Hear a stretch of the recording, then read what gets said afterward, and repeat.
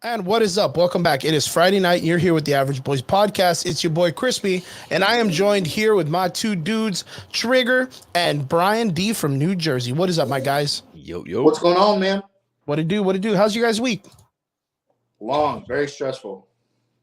Robert already in the comment section. Yo, honestly, I don't think any comment is gonna get better than Rob's first comment. That is fucking amazing. Yo, Mark Safe from LA Fitness. All right, listen. What do you guys feel about that? Do you guys feel like, how do you guys feel about 6ix9ine? This is a detour.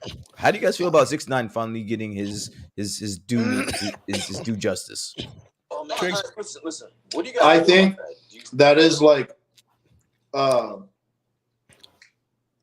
funniest shit, because he went on all these fucking podcasts and shows and just like glorifying the fact that he was a snitch, right? Like, he was like, yo, all these other people snitched, like, they caught this dude lax, right? They caught this dude lacking and everything like that, and all this other shit, like, but here I am, I'm still making my money, like, fuck them, right?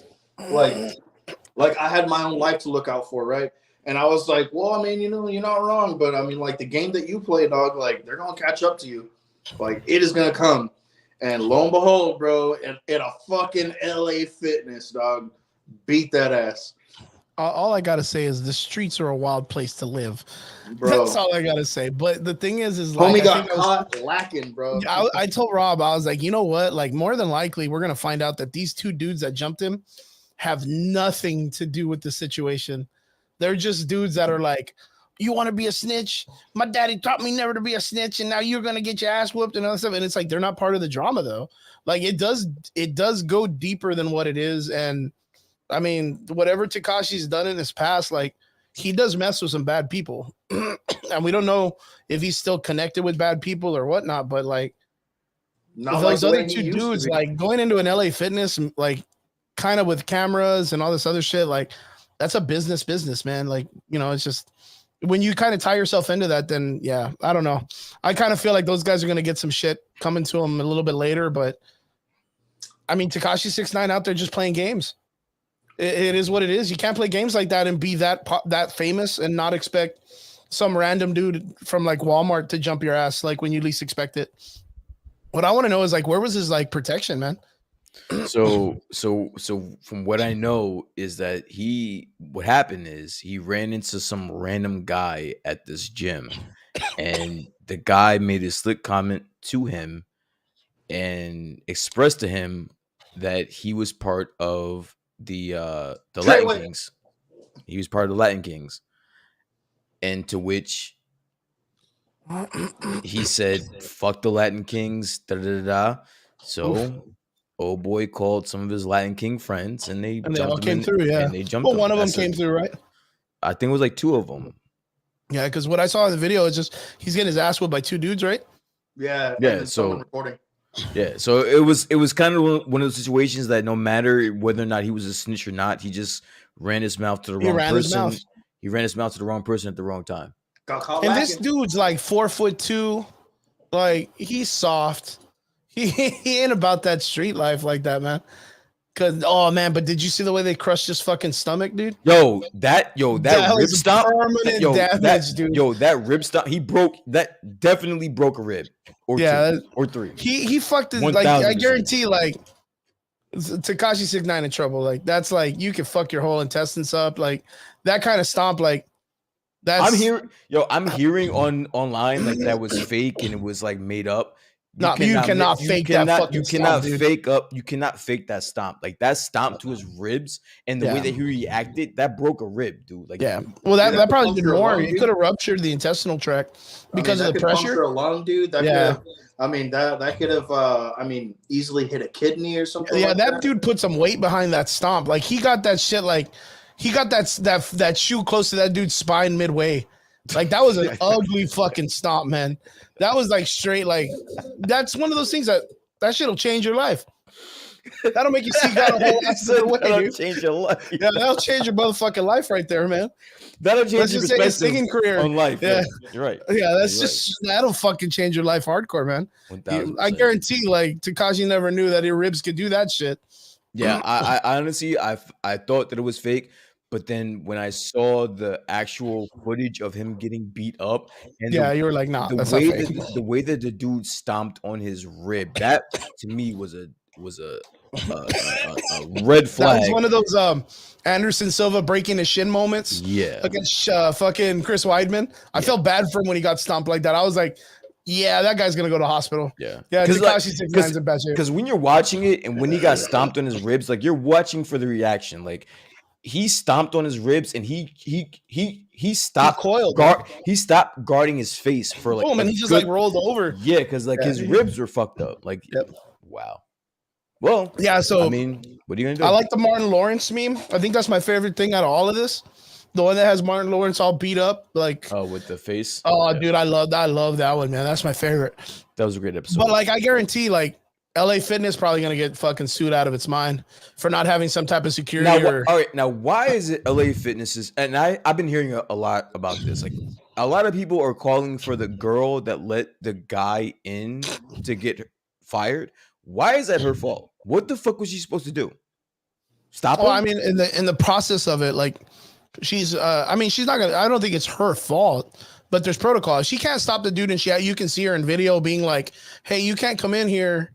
You have to register like everyone else and put your name down." And the guy's like, "No, fuck you. I'm gonna go kick this guy's ass." And then I'm like, "Okay, I'm not expecting a 4 foot, 100-pound asthmatic girl to go stop a dude." Yeah, she ain't gonna do that. But security though, where was security? Like that's a company. Tekashi 6ix9ine. No matter how much of a snitch he is, that's a celebrity guy. Where's his security? Yeah, not only that, he's supposed to be in witness protection for all the shit that he did. No, he declined. Oh, so he's not in that anymore? No, he declined witness protection. Oh, okay. But he had to make his money, dog. And I understand, like, do you understand how much it costs for security?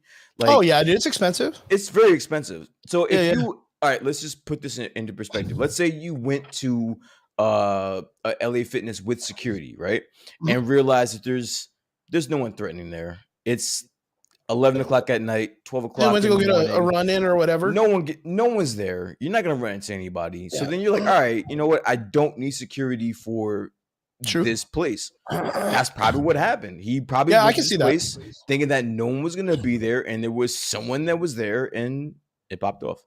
Yeah, I was gonna say, but that's stupid of him because he's a celebrity and he did some stupid shit in the past, and you kind of don't have that luxury anymore of just being like, let me go to a Stripes real quick and pick up a Mountain Dew or whatever.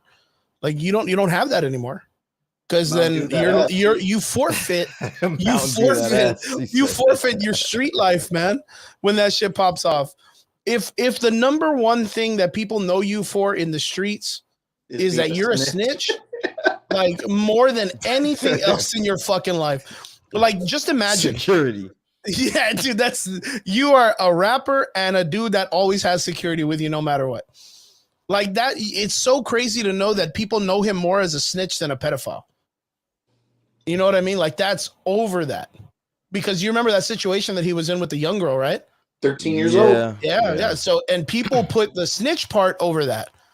If these two guys would have jumped in and been like, you wanted to touch a 14-year-old, bro? I'm ready to fuck you up. I would have heard that and been like, oh, bet. Yeah, he deserved it. Fuck him up, dudes. Get him. Get him. I would have just everybody, LA Fitness, the lady at the register would have been like, oh, okay, you're going to go fuck him up because he touched a girl? Go get him. I don't care. And then everyone would have been like, cool. The mayor would have been like, key to the city, LA Fitness, and girl at the desk. Like, they would have been like, all right, cool. Like, fuck him up. But everyone's going for the snitch story, man. I don't give a fuck about him being a snitch. Fuck him up for being a piece of shit person. Like the snitch part's like, oh, whatever, man. I don't know. Ladies and gentlemen, this is the kind of content you get here when you come to the Average Boys podcast. You heard it here first, man. Here, this is what you get. Snitches get their fucking You know what stomach I mean? stomped in.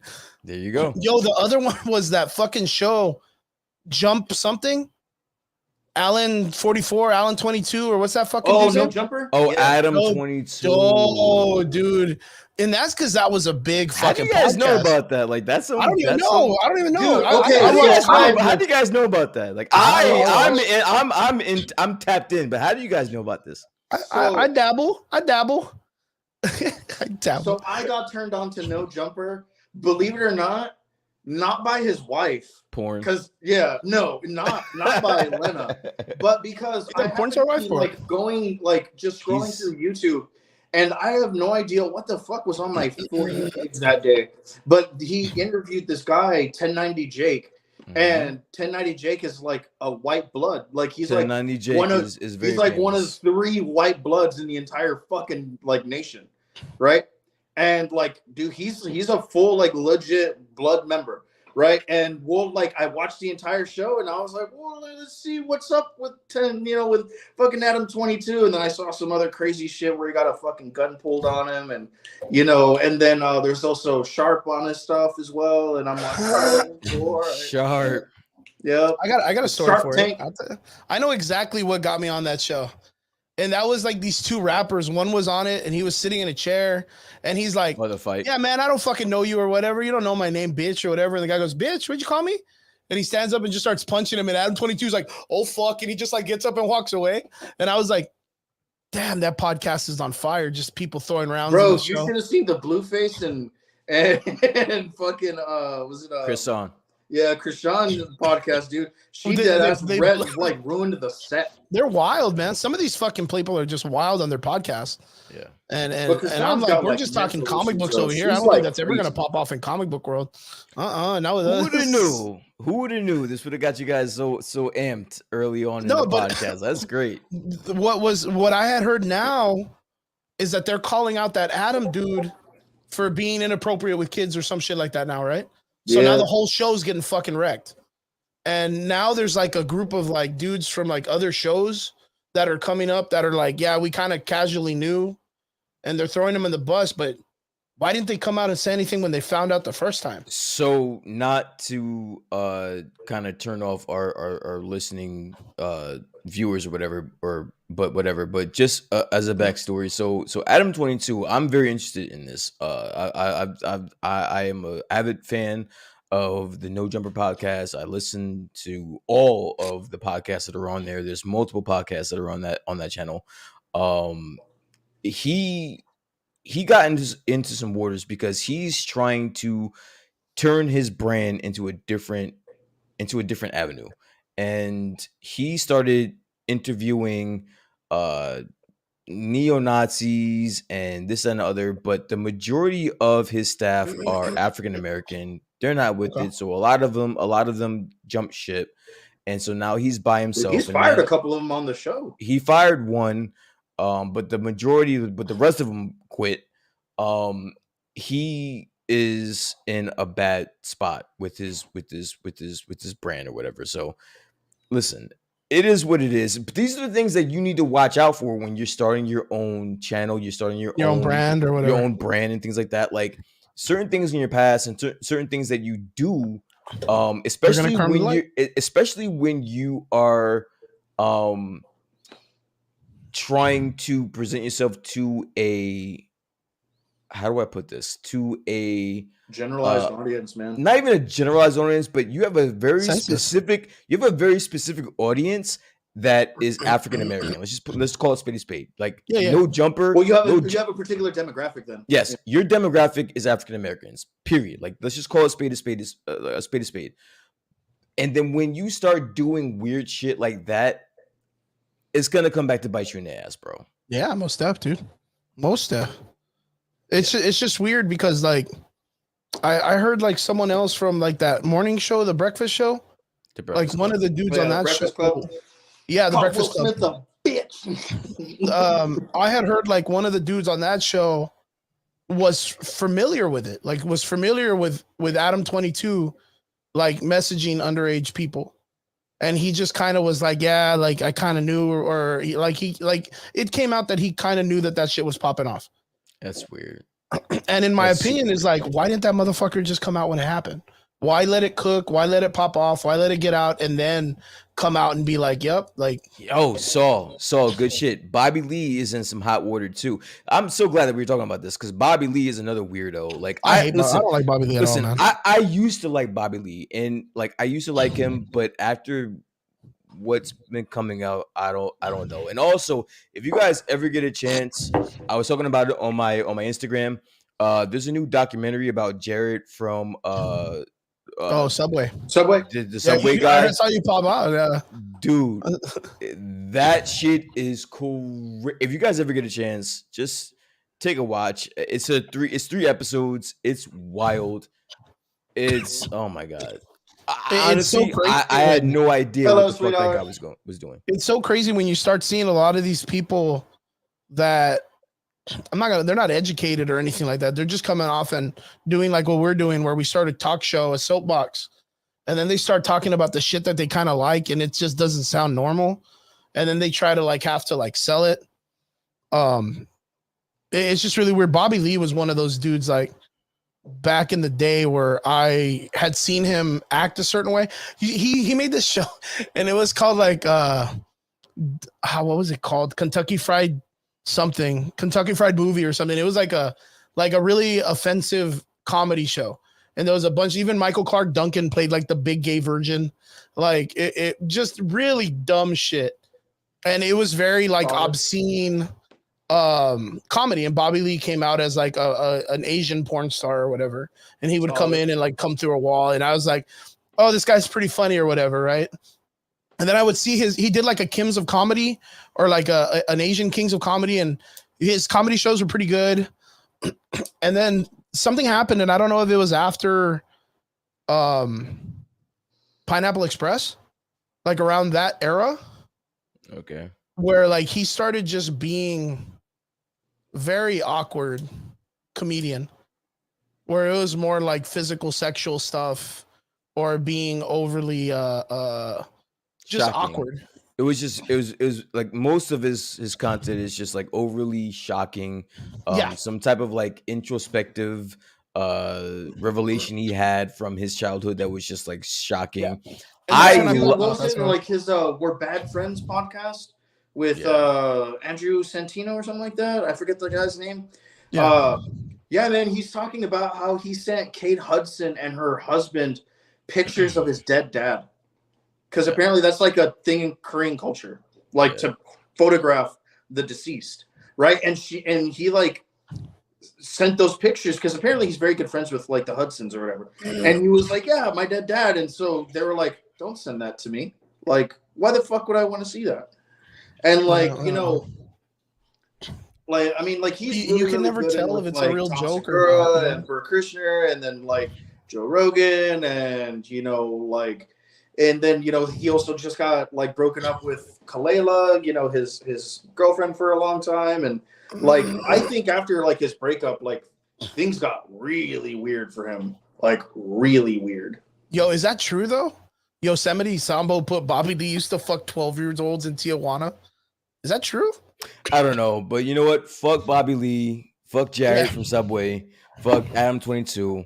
Let's get on with 12. The show. Let's go. Yeah, fuck 12. Why is no one jumping Bobby Lee at a fucking Subway at 12 in the morning or whatever? Because his relevance is so slow. It's not even that though. He definitely has the cloak of comedy. Like, oh, this is all just comedy. Oh, this is just jokes. Da, da, da. I mean, it is. Tell that to Louis C.K. No, dude, tell that to all those dudes that are getting their fucking asses kicked trying to do those like TikTok pranks. When they go up to gangsters and they try to mean mug them and shit, and the gangster pulls a gun on them and shit. Yeah. Dude, I love seeing those guys get their shit kicked in. I love that shit. I'm like, bro, why the fuck would you do that? Like, it's just that show knowing that you're going to fucking like get your ass beat. Oh, it's a prank. It's a prank. It's a prank. I don't give a fuck if it's a prank, dude. Like, do you realize where you are right now? Like, it's real crazy. It's like what Brian said earlier. It's like shock value. It's like that shock comedy because they know the more shocking it does or is in person, the way it's going to be online and the way people are just going to gravitate towards it when they see it on social media. And see, look, so I know he said that on his podcast, but there's really no proof. So as of right now, it's just Speculation. comedy. Yeah, it's him trying to be a Edgy. comedic, and it's not landing well. That So is not a funny joke, though. as of right now, that's all that we can chalk that up to. So that's what I'm saying that it is. Yeah, look at Inky Crow, man. What's up? Thank you for joining the podcast on Twitch. He says, "What's more shocking is them getting 2 in the chest." You're not fucking wrong, dude. I'll tell you that. He says you don't even have to. Yosemite Sambo says you don't even have to be in a bad area. You can just get your ass whooped or shot anywhere. Yeah, man, that's absolutely correct. I don't know, man. Like, it's just a weird time that we live in that people find that to be more of a way to make popularity out of yourself instead of using. Is it though? I don't think so. I think it's very dictative of our culture. I think like that is what gets you views. That is what gets you recognized. That is what gets you views, and that's all that it matters. But Views isn't it the matter. idea of making sure that, because then it takes in the concept of like building a brand or anything like that, or doing like what we do here on the podcast, it's about being able to connect to your audience and then retainability, or getting people to stay and watch and contribute and invest into your show or into your brand or whatnot. And the way you do that is to continue to bring something to the table, right? And I'm a strong believer in thinking that it used to be about skill. And now it's more about, okay, cool. Like if I grab my camera right now and I run out into traffic and I run backwards and forwards, people will watch it because there's some desire to want to see me get hit by a car and me risk my life for a couple of views. My opposition to that is the majority of the people that are making money off of YouTube, money off of Instagram, money off of Facebook, the skill that you're talking about, they don't possess that. They possess the shock value, the views, the things that are gonna get retweeted, subtweeted, things of that nature. Like Sal says, that's why people in the film industry, instead of helping when someone is in trouble, they want to do it for the views. That's the world that we live in. Yeah. It's sad, man. It really is. Like, I understand your values, I understand your perspective, but in the grand scheme of things, that's not what moves the needle anymore. Inky Crow says, if you go down that road, then you go towards like the Jake Paul stuff in the previous gen, where he was like in the suicide forest and doing that stuff, where like that was a huge thing in his life, and he fucked his whole entire. He's not allowed back in Japan. Yeah, Japan doesn't even want him anymore. Yeah, no, like, and he's said that multiple times on his podcast. He's like, "Oh yeah, no, I can't go back to Japan." Yeah, and seeing where he is right now, he decided that was a trade-off. Yeah, that was worth it. So it's kind of like a sacrifice thing. It's like, are you willing to sacrifice your dignity, your moralities, your all of it for the views, and to become rich? Yeah. And now look at him. He can't go to Japan, but he's like, who the fuck wants to go to Japan if you're fucking Jake Paul at this point? Yeah, if you're Jake Paul, like, yeah. And Inky also says, yeah, but this new generation didn't have Gorecom and shit. Yes. Oh, man, dude. Speaking of Gorecom, wow. Did you hear they're making a Faces of Death movie? Why? Do you remember that? Do you remember Faces of Death? No, but like a documentary? No, a movie. I don't want to see a movie. I want to see a documentary about it. Why though, dude? That was so bad growing up, man. It was so bad, but it was interesting on why that was made. It was interesting to if you give me a documentary of the people that started that shit and why they started, I will watch that. Like, okay, you remember that shit back in the day, right? Of course, yes. Now, I 100% believe this, and I don't know if anybody else thinks this way also. Some of it was real and some of it was staged. Like, some of those videos were like actual like things, and I don't want to say what they are, but they were real situations that happened to people. And then some of them just look fucking fake as hell, like just fake bad in a way. But if they were going to make it into a film, which is starring the dude that was Max's brother in Stranger Things, the guy with the curly hair, what was his name? I forgot his name. What was the brother's name? Not Steve. Who cares, dude? Everyone cares, Brian. Everyone loves that guy. He was the Red Ranger in the new Power Ranger movie. All right, so we're gonna spend the next 20 minutes trying to figure out who the guy's name is, or you can just continue your story. Yeah, no, I'm not gonna. I'm not fucking fuck that guy. Exactly, man. No one gives a fuck. When he's Chris. playing one of the characters, and I'm like, when I saw it, I was like, wait, is he gonna be like a show person, like a documentary guy? But no, it's gonna be a straight movie called Faces of Death. What do you guys think it's gonna fucking be about? Is it gonna be a Final Destination or what? Yeah, I'm not interested. If you give Yeah, if you give me a documentary about it, I'll watch it. I'm a documentary whore. I love documentaries, and especially about fucked up shit like that. Like I said, the Jared from Subway shit was wild. Honestly, I am all for the weird and the obscure documentaries about people getting fucked over. That one kind of fucked me up. I'm not gonna lie.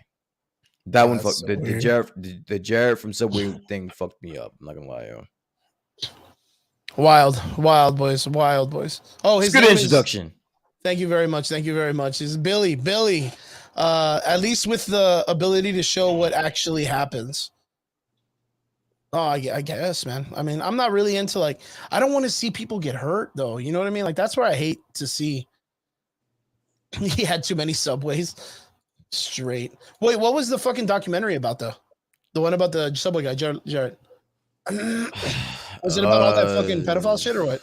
Yeah, it's basically about him being a pedophile, about the people around him being a pedophile. Honestly, it's weird because he was sentenced to 15 years, and the people that were supplying him with the underage pornography got more time than he did, which is super fucking wild. But yeah, I mean, listen, it's on Discovery Plus. You guys just watch it. I'm not gonna sit here and tell you about it because it's too much. You guys go watch it, check it out if you want. If not, I understand. Do what you want. You know what's really fucking crazy? Kind of like a side note, going into our next segue into our show. I sat down and actually watched like the first 3 films of the Hunger Games yesterday. Why the fuck would you do I've that? never fucking seen the Hunger Games. Ever. And I saw the first 3 movies. The first one was cool. I was pleasantly pleased. The first one was cool. I like the first one. Yeah. No. I'm not gonna lie. I was like, holy shit! Like this fucking movie's like, there's some action, the story building, the character development, and some of these people like the politics, the way that they're doing everything. Like, I see what's up, dude. I see where all these crazy chicks back in the day were all in turmoil, buying shirts and being all about it and shit. Like, I thought it was all right. I'm gonna see the last one, hopefully, probably tomorrow or something. I'll see the last movie, which I was fairly impressed. But the reason why I bring it up is because I enjoyed those movies more than the entire Phase 4 of Marvel. Bringing us into the next part. Marvel is in some turmoil this week. Brian, wasn't that a great segue? It was, and I saw you doing it right before you said it. I knew that's what you were doing. And you know what? Dude. I wasn't gonna say anything. I like it though. I like it. All right, tell me what's up, boys. All right, so this past week we had a pretty crazy situation that happened. Marvel in turmoil with the firing of Victoria Alonso. Brian, are you familiar with this? And Triggs, are you familiar with this? Not very. All I know is that it happened. Ooh, very nice.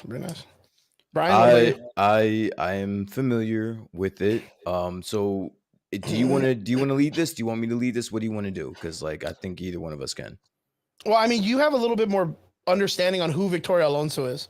Yes. I kind of just got the grasp of it, and for me, it's one of those things like, this ain't the only chick that's gonna get fired. I'll tell you that much. It's coming, man. But break us down who this chick is, because I don't know who she was, but she's been there for a minute. So she's been there since the beginning. She's been there for a very long time.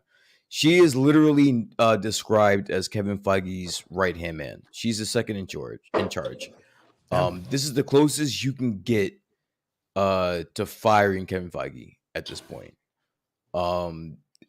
Victoria Alonso has been she is or was, I should say, in charge of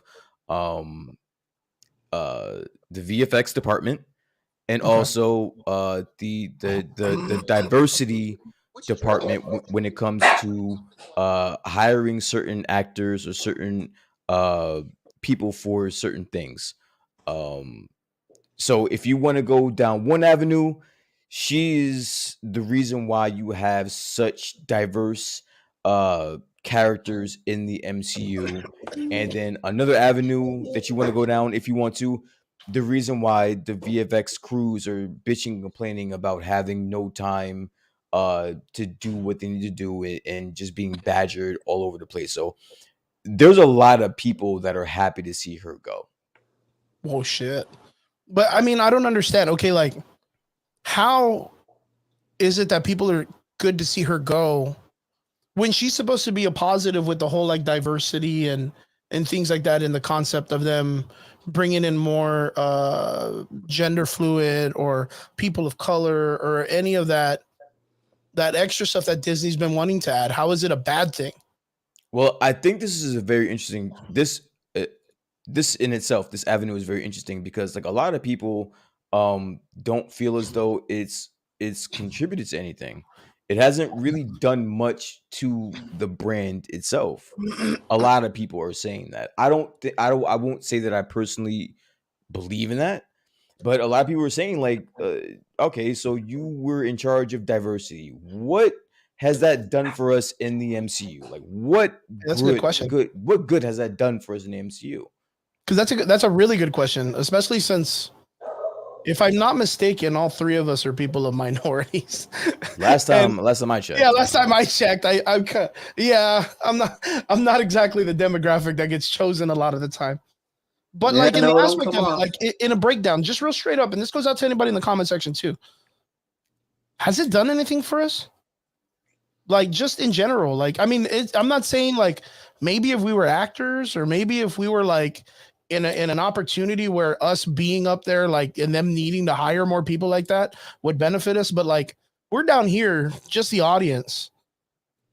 Has anything that Hollywood has made in the last 10 years, 15 years, that has done something where like they change the color of a character or they change the gender or whatnot? Is anything like that? Has it been the idea where it's changed anything? I don't want to look at it in a macro sense like that. Okay. I kind of want to keep it in a vacuum and pertaining it to Victoria Alonso specifically, because if you use it in a macro sense, I think I will definitely have a difference of opinion with you about this. When it comes to keeping it in a vacuum, when it comes to the MCU and Victoria Alonso specifically, I think no. I don't think there's been a huge difference in the product that has been placed in front of us. Okay. But in a macro sense, I do think it's beneficial. I do. Okay. So you feel like it's been a good thing? I do. Okay, cool. Tricks? So I'm reading reports and looking Fuck up the articles. reports. I want your opinion. Fuck them guys, man. Dude, but I'm not going to give an opinion without Yeah, facts. being involved. It's in facts. something or- Facts. Yeah. You know, I got it. like I don't want to be ignorant to the situation. I'm ignorant all the time. So first and foremost, this is Bob Iger's day. Secondly, Kevin Feige from close sources have said that Kevin Feige actually had no problem with this happening. He did not. I actually heard that he might have even kind of streamlined it. Had made this happen. Yeah. It's from reports, he did not intervene. Yeah. So take that for what you will. And lastly, obviously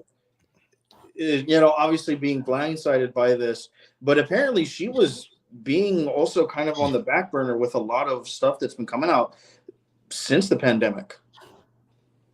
Yeah, so I'll clear that up. Yeah. I know what he's saying. So not only was her roles directly involving in the diversity of the MCU and the VFX, but again, she was the second in charge. So she was overseeing a lot of things. So yeah, a lot of things. What she was specifically, other than like like also in charge of VFX, she was in charge of physical production, and post production. So a lot of things went through her. Yeah, like she makes it look good to give to Kevin Feige for him to sign off and be like, release it.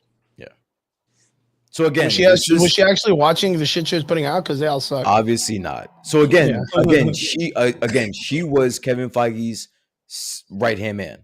So but that's the thing, is apparently she was a lot more hands off this time around than like previously known.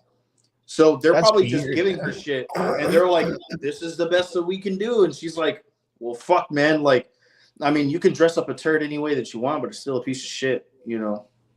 You think it's that fatigue though? You know what? And I love that you asked that question. And this is going back to what I've been saying for the last 2 to 3 weeks. I understand that all these other people have all these other different jobs, but it ultimately falls on Kevin Feige, bro. Like, that is where it starts and stops, bro. Like, if you're hiring these people to get you where you need to go and they're failing, that is on you. Yeah. That's on you. Yeah, it is. Straight. And Bob Iger only has 2 years. He has until 2024 to get this shit turned around. Yeah, back to normal. His contract is only for 2 years. He is going to make sure that by the time he is done, that everyone that needs to get fired is gone. And if that means that as Kevin Feige, this honestly, this was a warning shot. I said this to you guys in the chat. I said it in the Discord. This was a warning shot to Kevin Feige, bro. I told you last week he was on the verge of getting fired, and Bob Iger saved his job. This was a warning shot. This was the closest you can get to firing Kevin Feige without actually firing him. This is like, yo, bro, get it together, because I'm cleaning house, bro. And you know what? This also correlates to the idea, like I was saying off camera, that I kind of feel like this is also like letting people know, like Kathleen Kennedy, like that her seat is not safe. She's done. Like, just because she's up there, people do not like Kathleen Kennedy. She's cooked, bro. Like, that's a whole different story, but she's cooked. Yeah, because I don't see that chick lasting in the next 4 years. So she has 2 at best. This is a very interesting fact. Kevin Feige, Bob Iger, Kathleen Kennedy, all their contracts are up at the same time. All of them. Yeah, because they all came in around the same time, no? Yes. And they all re-signed at the same time as well. So all their contracts are up in 2024. All of them. Who do you think stays? Who do you think goes?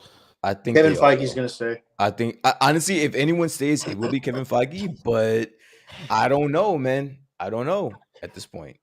I think the guys from the Mandalorian show, what are those guys' names? Dave Filoni and Jon Favreau. I think they stay. I think Dave Filoni gets pushed up or Jon Favreau gets pushed up, and they move Kathleen Kennedy out. If Kevin Feige was smart, he would bring Favreau back into the MCU, bro. I mean, I do that, and this goes off of the idea, like I keep saying, it's been like 3 weeks or 4 weeks, and I'm like, the Russos in some way need to come back and at least be like supervisors or something. I don't care. They give them an extra chair. Like, you don't have to make them producers or whatever, but like those guys are the ones that had a better image of what the MCU needed to be. Right now, I don't know if you guys heard, but recently the rumors are, after the whole entire the Marvel Reddit situation, which happened last week, where Marvel tried to sue the Reddit page or whatever, where people get their news. There was a big dump of information that happened, and one of them was that Secret Wars is going to be a trilogy. A trilogy. I don't even see that movie being a single normal movie right now with the way that things are going. But it wants to be a trilogy, and where it's going to end is that the next phase of movies is going to be based on Battleworld. Like, that sounds dumb as fuck. I fucking hope that's fake. Why? Like, can you imagine that after Secret Wars, like, it ends with a bunch of multiversal movies that don't make sense or correlate to each other? That they could just do whatever the fuck they want, and then later on have like another 15-year fucking gap of bullshit movies, and then be like, yeah, we're gonna consolidate it all back together into one thing and reset the whole thing. It's like, dude, that's way too much, man. That's way too much. Like, just get it done with the actors you got now. You know, the original 10 actors, like, some of them are still around, minus the great Chadwick Boseman, who passed away of natural causes. But that gives us the opportunity to use these people till old age or whatnot, or you know, whatever age they can get to, that they can continue their character roles, and then recast them in, you know, 5, 6 years, 10 years, and then revamp your whole entire situation again or whatever. We understand that the multiverse is a big thing. We understand that the Secret Wars setup and the Kang Dynasty is all that thing, but I don't want it to drag on. We talked about this right after Infinity Wars or Endgames, all three of us. And we talked about them not having another 10 years to create a story. Do you remember that? And what did we say? 5 years at the max. Like, they need to get it done in 5 years, 6 years. Why though? What I remember the conversation, but I don't remember being on board with it being on the cap for 5 years. Why did we agree on 5 years? Because you even said, like, I don't want it to be another 10 years. They need to get that shit done in a faster sense. And I was like, how though? Like, that's the question, is like, how do you get it done in a smaller amount of time? They did an amazing job in 10 years. Okay. But we understood that the actors in 10 years, and nobody wants to be stuck like that. I'm gonna give a little bit of pushback here, right? Yeah. Because like I feel like I do remember the conversation, right? Yeah. But that was in the sense of, we are going to move forward with what we have here. They haven't really done that. They haven't done anything like that. They haven't really pushed forward with what we've been through the last 10 years. Yeah. That kind of makes it a little bit different. Yeah. If you tell me right now that they want to I don't know, they're talking about slowing down. Like, that's Yes. where we are. That's how disconnected everything is, where they need to slow down to figure out where they're gonna go with this. Or at least fix what they got. It fix, Because they still have to they still have to manage with what they've created already. Exactly. That's fucking rough, man. We didn't envision that after like coming off of Endgame. We didn't envision that they were gonna be in this situation. Nah. I remember us saying it'll be a hard follow-up. Like, making a movie that's going to be as grand as Infinity War Endgames, and then coming back and having it all go back to like a rinky-dinky like adventure, that the audience would be kind of like, it's back to being just some regular shit. And we were talking about, I remember us saying, like, how do you do it? Like, how do you keep people engaged? How do you engage them for the next big thing? And I think we just said, like, well, you have to, because we have to take those two movies as a time in cinematic history, like an event, like an actual event. Like, that's like the Disneyland of movies. And then you go back to regular filmmaking. But it's just a really hard follow-up. It's like you have a badass comedian, and then you got to follow up after him with some cheesy mid-level comedian. It's like, people, it's rough. If you told me that after Endgame, that in phase 4, the content that we would have to watch the most looking forward into phase 4 moving forward was Loki, I would have called you crazy. Yeah, no shit. No one was looking forward to the Loki show. If anyone on this show tells me they were looking forward to the Loki show, I'm gonna call you a fucking liar, bro. Wait, don't take that wrong though. Not looking forward to it, because we all looked forward to it. But saying that was like the pinnacle of phase 4. Fuck out of here, bro. No one looked forward to that show, bro. We all thought it was cool. We all thought it was cool. That's what I mean. We would have watched it, but no one thought no one was gonna pinnacle that out of the slate that they released. No one was putting that at the top of their list, and that ended up being the best thing out of phase 4. I think what was really the thing that people were looking forward to was what Doctor Strange and the Multiverse of Madness, because of the Wanda story. Trash. Yeah, well, yeah, it ended up being really bad, but I think that was like the pinnacle of the story. Well, you know what? Even as a matter of fact, who would have thought that Shazam would have beat? I mean, not Shazam. Shang-Chi would have beat Doctor Strange too, and that's being that he was an Avenger in Endgame. And it had Wanda. All the heavy hitters, dude. Like, the Illuminati was in it, for fuck's sakes. Patrick Stewart was in it. Like, you know what I mean? Like, those people. John Krasinski was in it. John Krasinski was in it, playing a fan fiction favorite. And Shang-Chi still did way better than it. Like, I'm not saying, I don't know by numbers or by box office shit or whatever. It was a pretty I'm just saying in format, it did a fucking great job. Like, I don't know, man. Like, I'm just really disappointed in where Marvel is right now. That's the easiest way I can put it. Are you disappointed to the fact where you're turned off, or are you just disappointed thinking that they can turn it around? Oh, they can turn it around. So you haven't fully given up hope yet. No, I mean, it's better than what we got in the 2000s. Than like the first Fantastic Four, the first X-Men movies of Fox. Like all of this stuff is still better than those times. And I managed to rewatch those and check them out and have fun and just chill out. Like Tricks, tell me what you think of the state of Marvel as of right now, coming off of Phase 4, leading into Phase 5. Where are you right now? Phase 4 has lost a lot of its steam. Okay.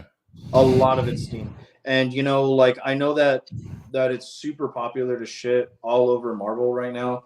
And as much as I want to give benefit of the doubt to Marvel, I can't, right? Because like I mean, ultimately they've lost a lot of their steam. For me, like the highlight of Phase 4 was, you know, No Way Home, Falcon Winter Soldier, and whatchamacallit, like pretty much that's it. You know, crazy. You know, like Doctor Strange was kind of cool only because like they mentioned incursions, and I was like, Secret Wars, got it. They're gonna go with Secret Wars, and then they were like, oh, we're gonna go with Secret Wars, and I was like, I fucking knew it. And then they mentioned that shit again in whatchamacallit, Doctor Strange, where they talked about incursions, and I was like, yep, they're definitely going with Secret Wars. And if not Secret Wars, they're going with Time Runs Out, which is, you know, yet again, one of my fucking all-time favorite stories in Marvel ever.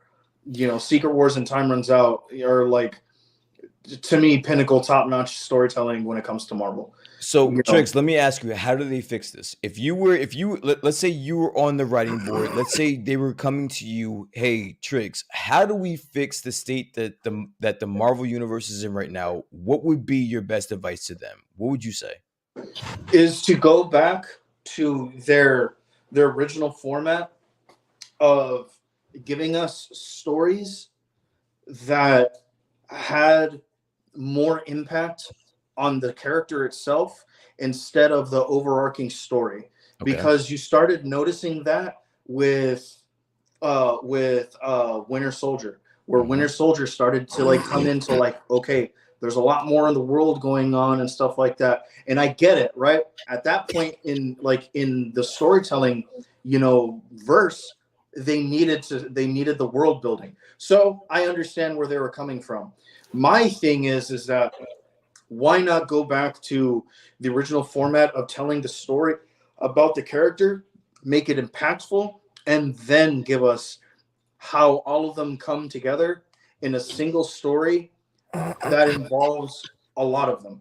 Now, we had that happen a little bit yet again in Winter Soldier. In Winter Soldier, where we started having, you know, several characters start peeping in, and then we had a little bit more. A lot of plots coming in. Yeah. And then we had a little bit more when it came to fucking Age of Ultron, you know, where we had some of that. So it was cool. Then we got, you know, like, okay, this is exactly what it's going to be. This is where we're headed. This is what like the template is, and this is how we go and set ourselves into Battle World. Because all we know is three things. Time travel exists, the multiverse exists, and there's incursions.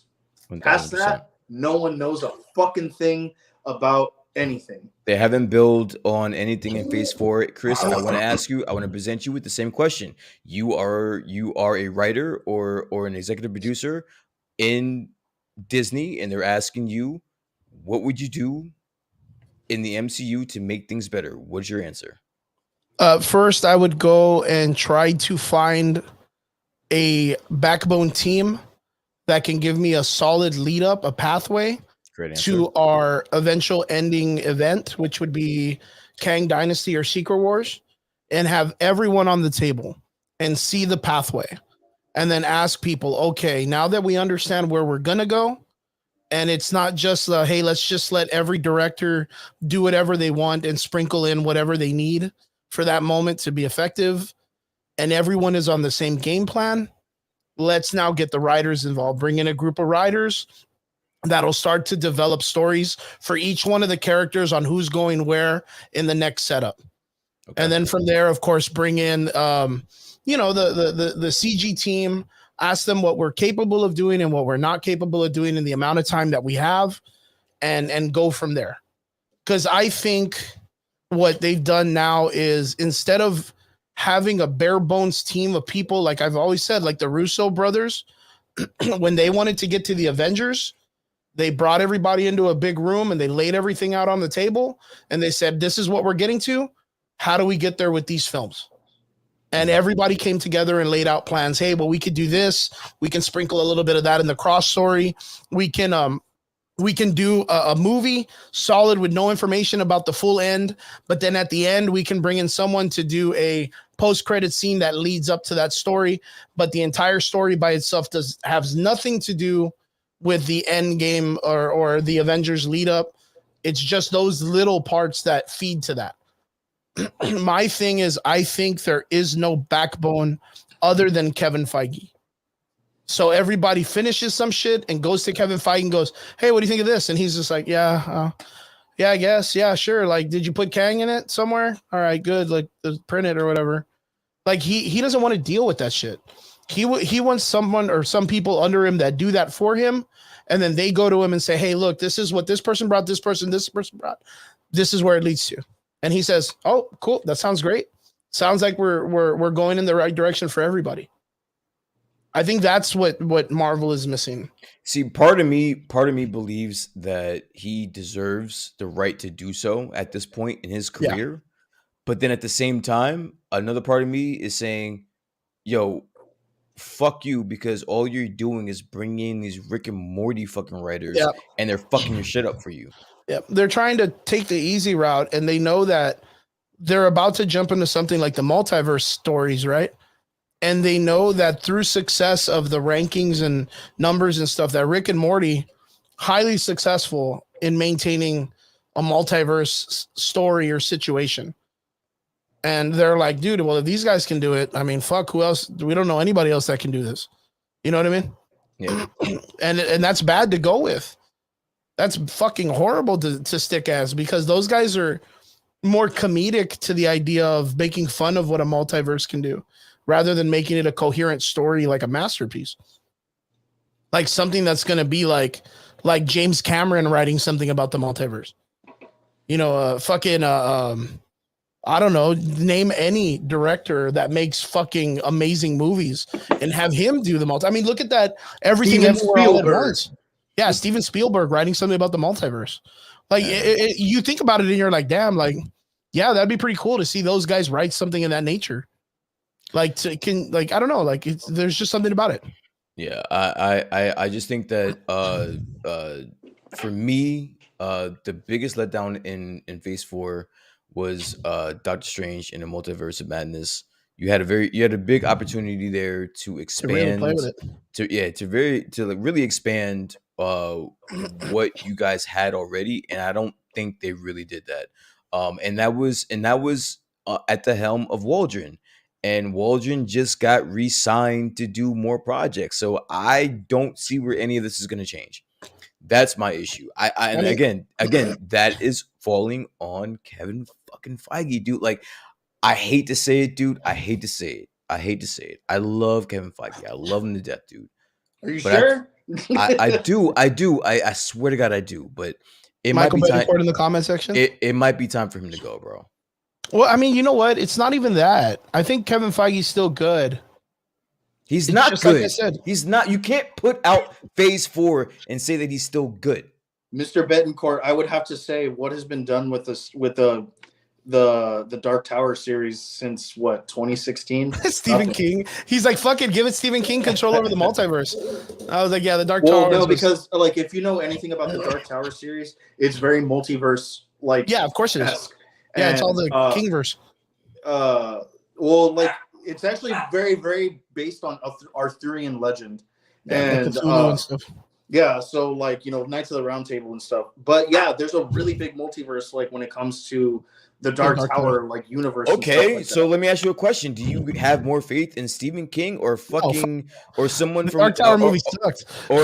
but just listen, hear me out. Do you have more faith in Stephen King or do you have more faith in a fucking Rick and Morty writer? Oh, dude, Stephen King. All right then. So what are we talking about? Like that's not. but Stephen King's a novelist, not a screenwriter. I mean, that's not. No, That's not. That's no, not. That's no. not that far off. Did you like the movie That's It? not that far off. Yo, well, did you like the movie It? No.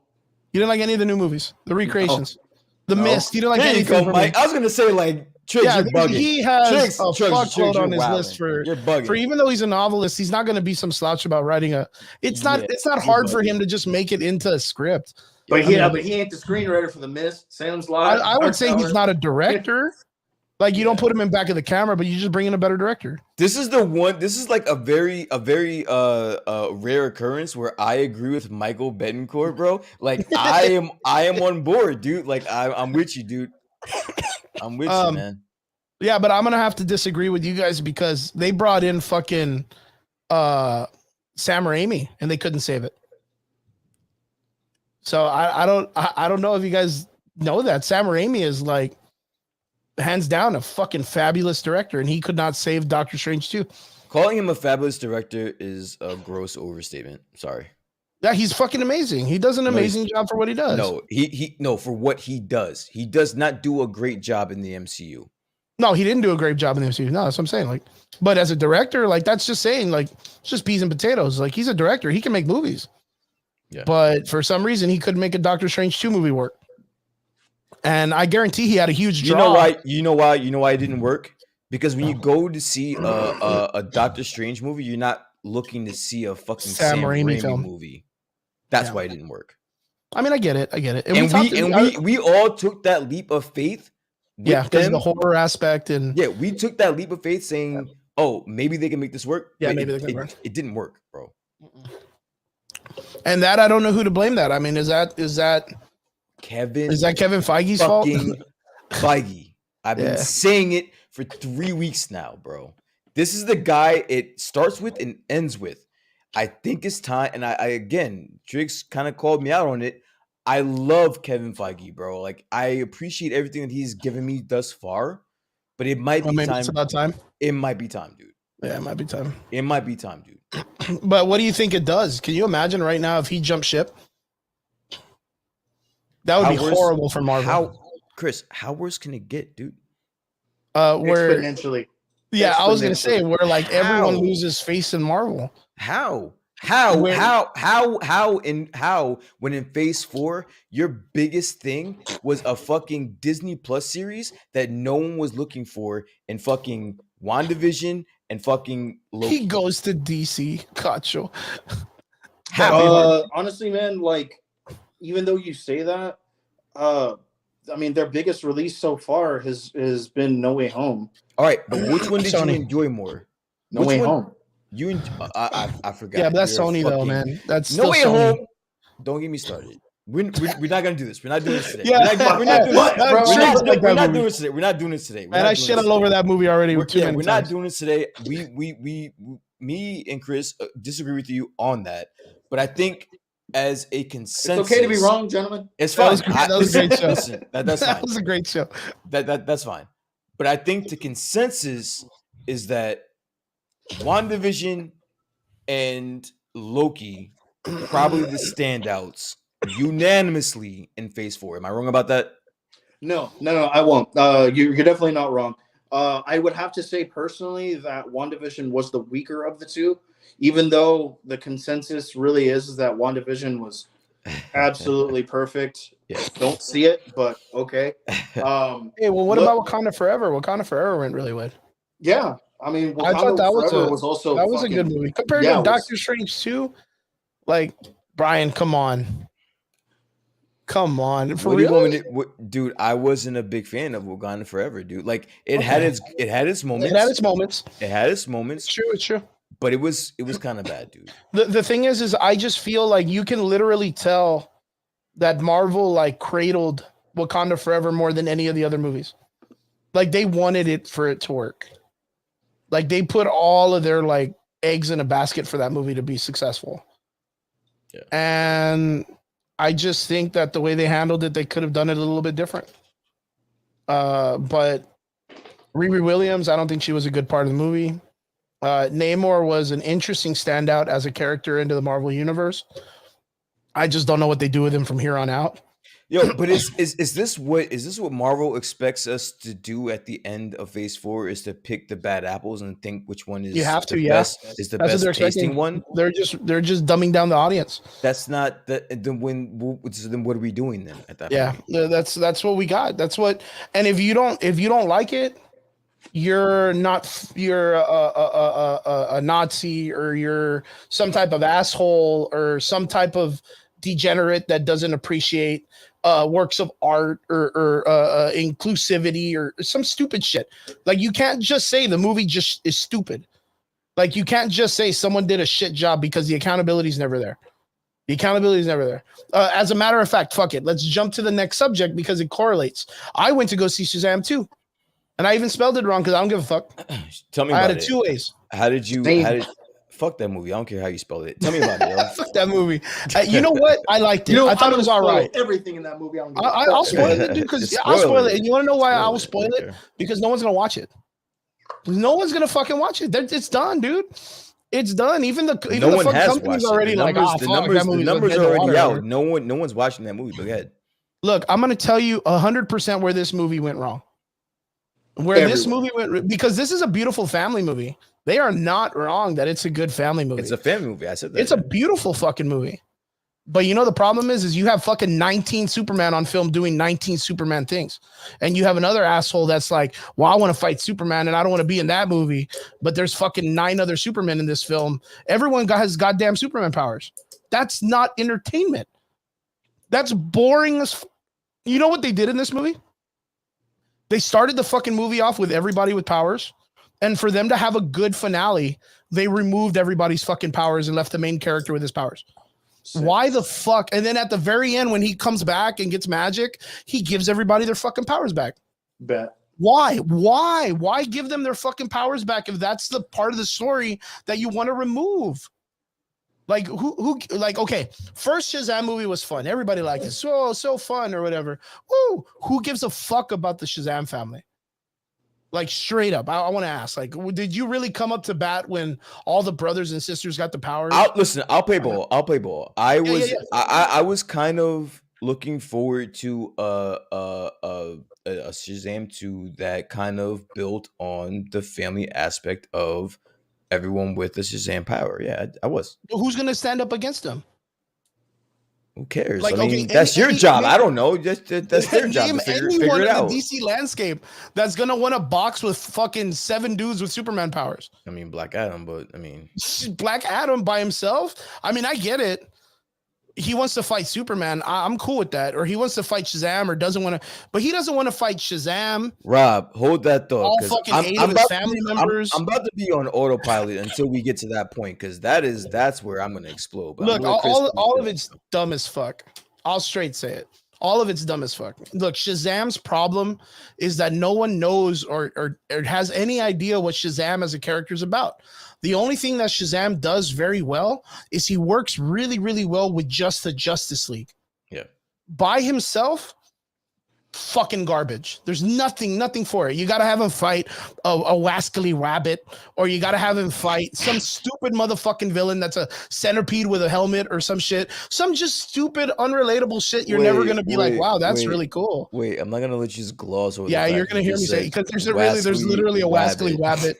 Yeah, there's a wascally rabbit in the fucking Shazam story, dude. Like, don't even start with me.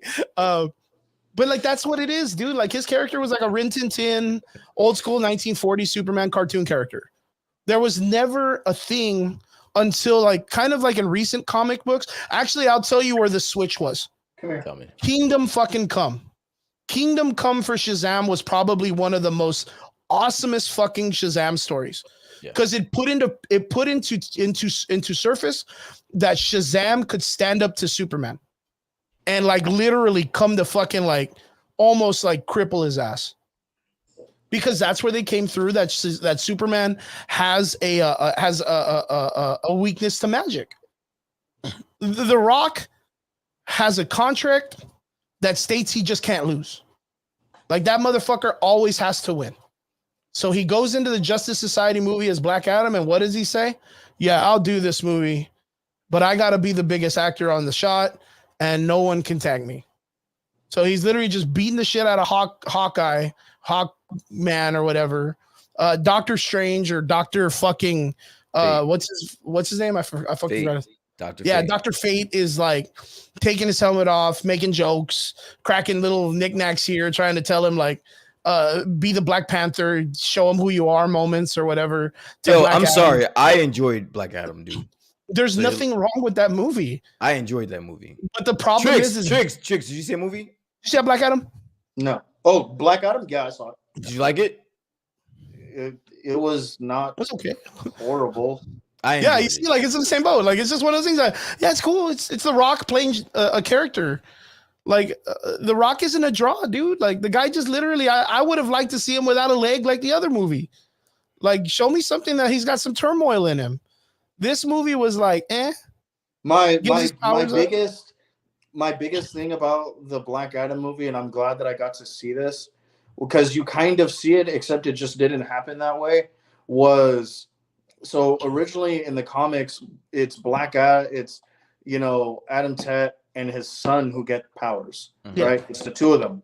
And he kills his son to get the remainder of his powers and keep them. Yeah, to absorb that shit. So, I mean, obviously in the movie, his son dies, but his son dies after he gave him his powers because he's like, you're better suited to do what needs to be done right now. I don't know how, man. Blah, blah, blah. So, I mean, like, that was kind of cool to see. And, like, skinning him up, which was also really funny because, I mean, That's where all the CG money went. Fucking huge. But that was someone's job for the day, man. One of those things like where like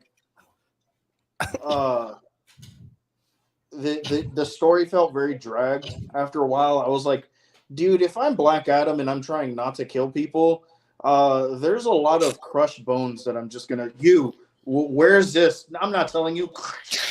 You want to say that again? Stab some shit. Yeah, are you gonna say that again? I'm not saying it. Okay. One more time before I start crushing skulls. Let's hurry this shit up. I got shit to do. I'm gonna wait for fucking 20 minutes and I'm hungry. Let's do this. So, Chris, being that you're the only one that's seen both movies, Black Adam and Shazam, which movie was better? I think Shazam 1 hit a little bit better. I didn't ask you. No, Shazam, not Shazam 1 or 2. Black Adam or Shazam 2. Which movie was better? Both of them are useless as fuck. Which one was better? Fuck. I like the edginess of Black Adam. I like the edginess because it was like cool music and explosions and all this other shit. I'm not gonna lie, there's a really cool ending scene in Shazam 2. And it's where he's fighting that fucking dragon. And I don't give a fuck. I'll spoil it because it's a stupid fucking movie. No one's gonna watch it. If you haven't seen it, you haven't cared, you're not gonna watch this shit. They put themselves in a bubble and they bring that bubble into a smaller area. He's fist fighting the dragon. He's carrying the staff that was dumb as fuck too. But he's carrying the magical staff and he's kind of like charging it up. I don't know how, just by he's shooting lightning bolts and they're bouncing off of the wall and he's just charging it up. And then he flies into the dragon and yells Shazam and blows everybody up and blah, blah, blah, kills himself or whatever, sacrifice or whatever. Just typical superhero shit. But that scene, cinematography wise, there are some like Zack Snyder wallpaper shots of him like standing above the dragon, him floating with his hands open and you see the crest. His costume's all burnt, so he kind of resembles Black Adam's costume. So like there's a bunch of like beautiful scene work in that part of the movie. But like I said, everything we got that in Black Adam as well. Yeah, I was gonna say everything past that is like it doesn't make sense. There's a girl's power. You've seen her in the trailer. The young girl that like has her hands out and she has some shit on her hands. She's one of the Sisters of Atlas, The and she gods. has this power to do like the Doctor Strange crystal world. You know what I'm talking about? Yeah. But it's physical. Like the shit she moves around, like she can use that to dodge bullets or teleport people in the real world. And it doesn't explain to you, like, why doesn't it blender every fucking person in the buildings and everyone else in the city that's spinning? Like, it doesn't make sense. Like, that power doesn't make sense. And then there's like the dragon. The dragon's cool as fuck. It looks nice. The cinematography, the CG of the dragon. But Lucy Liu sitting on the dragon looks so fucking horrible. It looks fucking horrible. The only reason why I brought up, or why I asked you, the reason why which movie you thought was better, whether it was between Black Adam or Shazam 2, is because there has been some controversy over this past week pertaining to those two movies. Triggs, are you familiar with the hoopla and the spiciness that's been going on in DC pertaining these two movies? So I wasn't originally. I kind of just caught myself up in the past like hour or so, Okay. kind of like trying to, stay current and stuff like that. But I had heard about it previously because like what I'd heard more of was just Zachary Levi defending the movie, right? And so good on him for doing that, dude. I mean, like if you're passionate about a project, awesome, right? Mm-hmm. Some people are going to say that maybe this isn't the project that you should be so passionate about, but hey, he is, Black Adam. Sorry, fucking Dwayne Johnson was as well about Black Adam, and now he's basically shitting all over it. Yeah. And, because Dwayne Johnson is in the position that he's in and was, let go of the position that he was in and, fought so hard for Black Adam to get made in the first place. I mean, like I completely understand where Dwayne Johnson's resentment with the current DC, leadership is, granted, I mean, it is what it is, like I really hate to say it, but it's show business, not show friends. Okay, so just to clarify what's going on, there was a post that was put on to Instagram that tagged Zachary Levi, confirming that basically more or less The Rock didn't want anything to do with Shazam during the Black Adam movie, and he didn't want him in the post-credit scene. He also didn't want the Justice Society? Is that what it is? Justice Society League? Justice is that what Society. They're called? He did not want them in the Shazam 2 post-credit scene, which ultimately led to James Gunn having to reluctantly, quote unquote, putting his wife in the mid-credit scene as well. So there's been some hoopla saying, kind of insinuating that the reason why Shazam has been doing so poorly is because The Rock didn't want to play ball and have Shazam involved in his project. To that, Chris, what do you say? Well, I mean, there is possibility of there's some really petty shit going on. And the petty shit, of course, is like, I mean, I get it. The Rock is a high-end action star and wants to be like the way Arnold Schwarzenegger was. Where when Arnold Schwarzenegger was making movies, he was like, no one's going to be taller than me or bigger than me in my films. I win. I look cool. He had set values for himself as an actor to not be just he didn't want to get typecasted in like stupid roles. So he made it to where like his characters were like highly intelligent people in society and then just played into the comedy or whatnot. And we've seen that before with The Rock. The situation is The Rock does not understand that these characters all have their individual backstories that have been laid out really well. And the problem is Black Adam is not a do-all Thanos character. Mm-hmm. He's not an end-all character to have the entire Justice League go against him. Nor has he ever been. Yeah, and nor has he ever been. Because I think we talked about this once. Like, what has been like The Rock's big break when it comes to films? Like, what is this guy thinking that he's like, let me carry the entire DC universe on my shoulders? What has he had in his acting resume that gives him that kind of work? It doesn't matter. All right. He is the highest paid actor in Hollywood. That's all that Yeah, matters. that's fine. That's fine. It's who he is as a pool. Rampage. There you go. Rampage. I mean, that's cool, but that's the way he's carried himself as a businessman and a brand. Now we're talking about skill. Skill as an actor. What has he done that's at that level to be like the guy that played Josh Brolin, right? The guy that played Thanos. Mhm. What has he done that's close to that? Jonathan Majors. What has he done that's close to that? Like, I mean, I'll lay that on the table. What has he done acting wise that's anything close to those guys where they say these two dudes can carry an entire franchise? I believe in it. Well, Jonathan Majors, if you want to ask me specifically, I'm a huge Jonathan Majors fan, and I think that everything he's been No. What I'm asking is, what has The Rock done Okay. to consider himself to be an On that actor that level. can do that? Okay. That can do what they're doing, because that's their role in those universes. Tricks? Josh Brolin carries the Marvel universe in the entire phase in the beginning. Yeah. Jonathan Majors is chosen to choose for the next factor. The The Rock wanted to do that with Black Adam. I can totally answer that, but I've already explained how I feel about certain actors. But I want to know Triggs, what do you think about what that answer that question? Yeah. I'm not going to say it was his big break, but I think it was his franchise carrying clout status was when he entered the Fast and the Furious franchise. Bingo. Now, granted, I hate to use that franchise, right? But here, I'll even put out that franchise their makes box that was a that makes money. Fuck that. I'm gonna co-sign you. That franchise makes fucking bank, bro. So of course, if you're involved in a movie where you are the Rock and you're involved, you're gonna be like, yo, that movie made money because I'm the fucking Rock. Da, da, da, da. Next thing you know, he's the highest paid actor. How are you gonna tell that? How are you gonna tell that man you cannot do what you want in your movie? Let me give you box office numbers for the films that he's been involved in, right? So he came out in Fast 5, right? From Fast and Furious from the Fast and Furious to Fast 5, he doubled their numbers.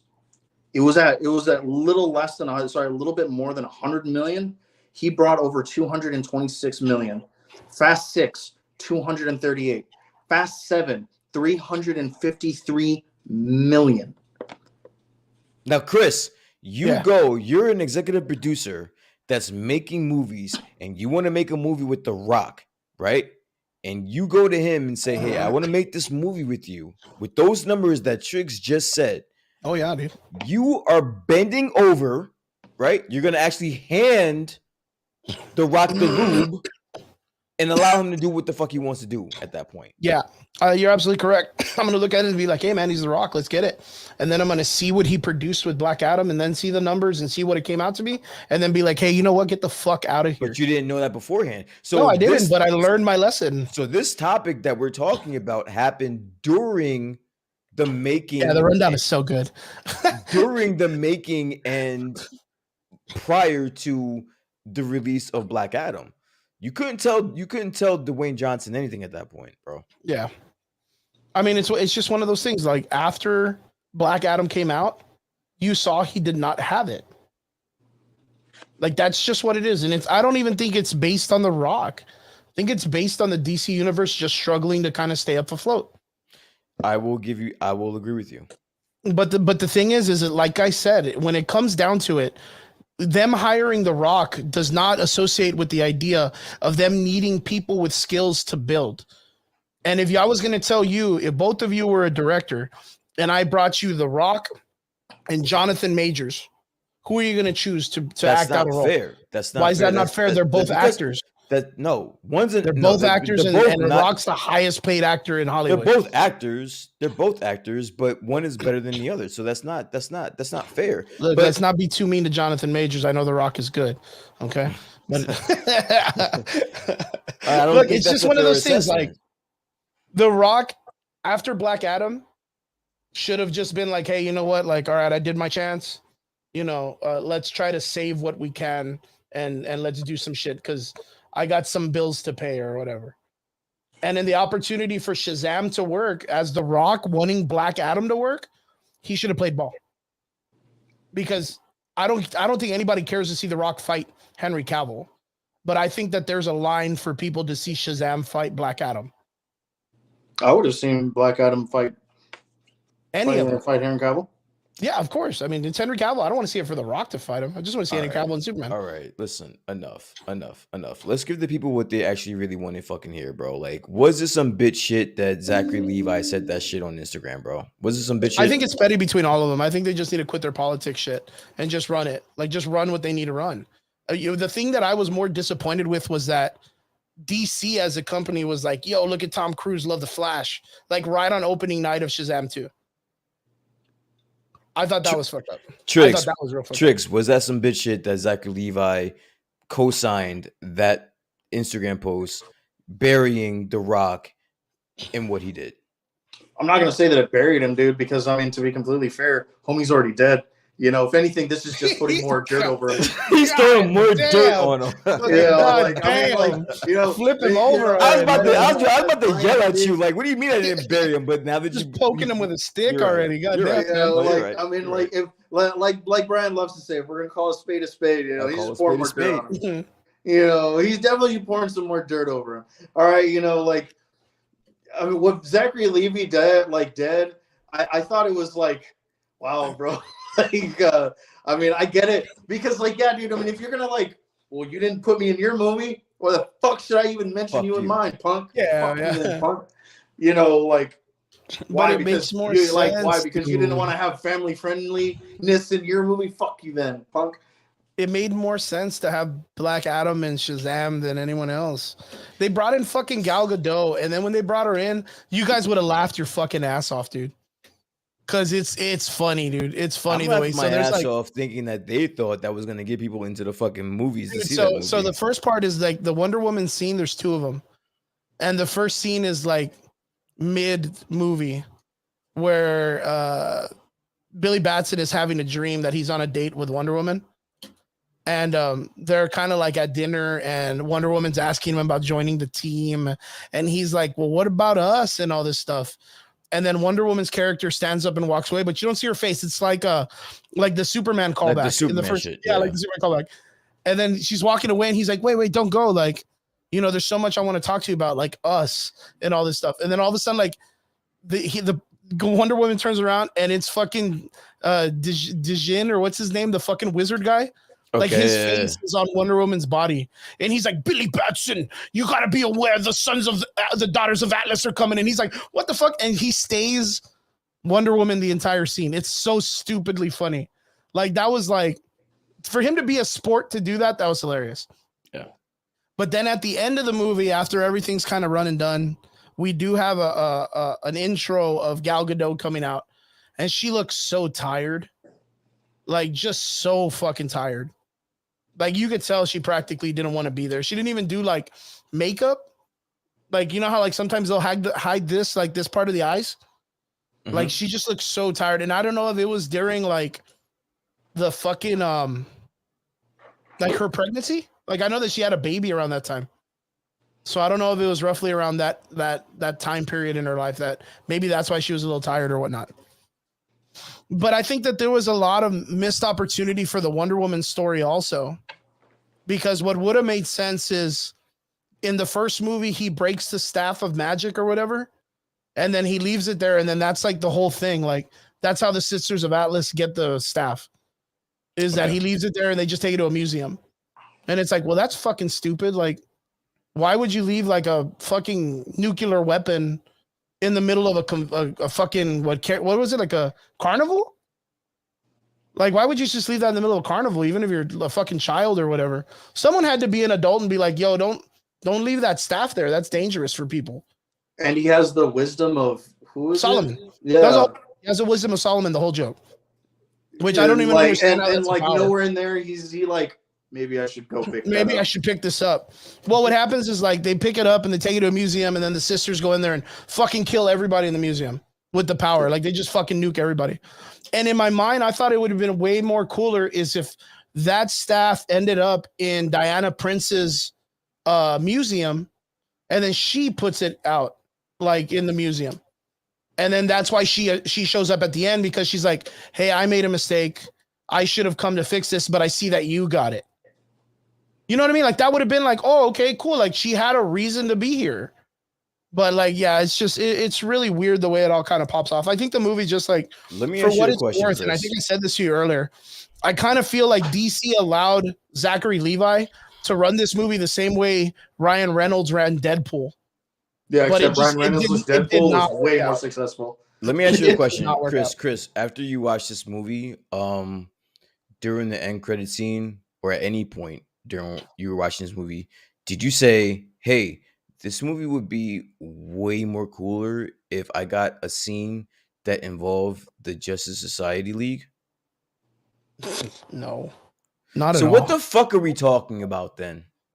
What the fuck is the actual problem then?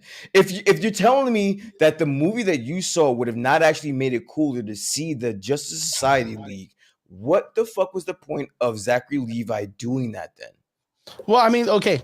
So there's the two teams. There's the Justice League and the Justice Society that's established, right? And what I'm thinking is, Don't the think. Justice- Don't think. Don't think. Don't think. Keep things in facts, in factual. The problem is with the post that was put out. Yeah. The fact that Zachary Levi did not have access to the Justice Society League is the issue.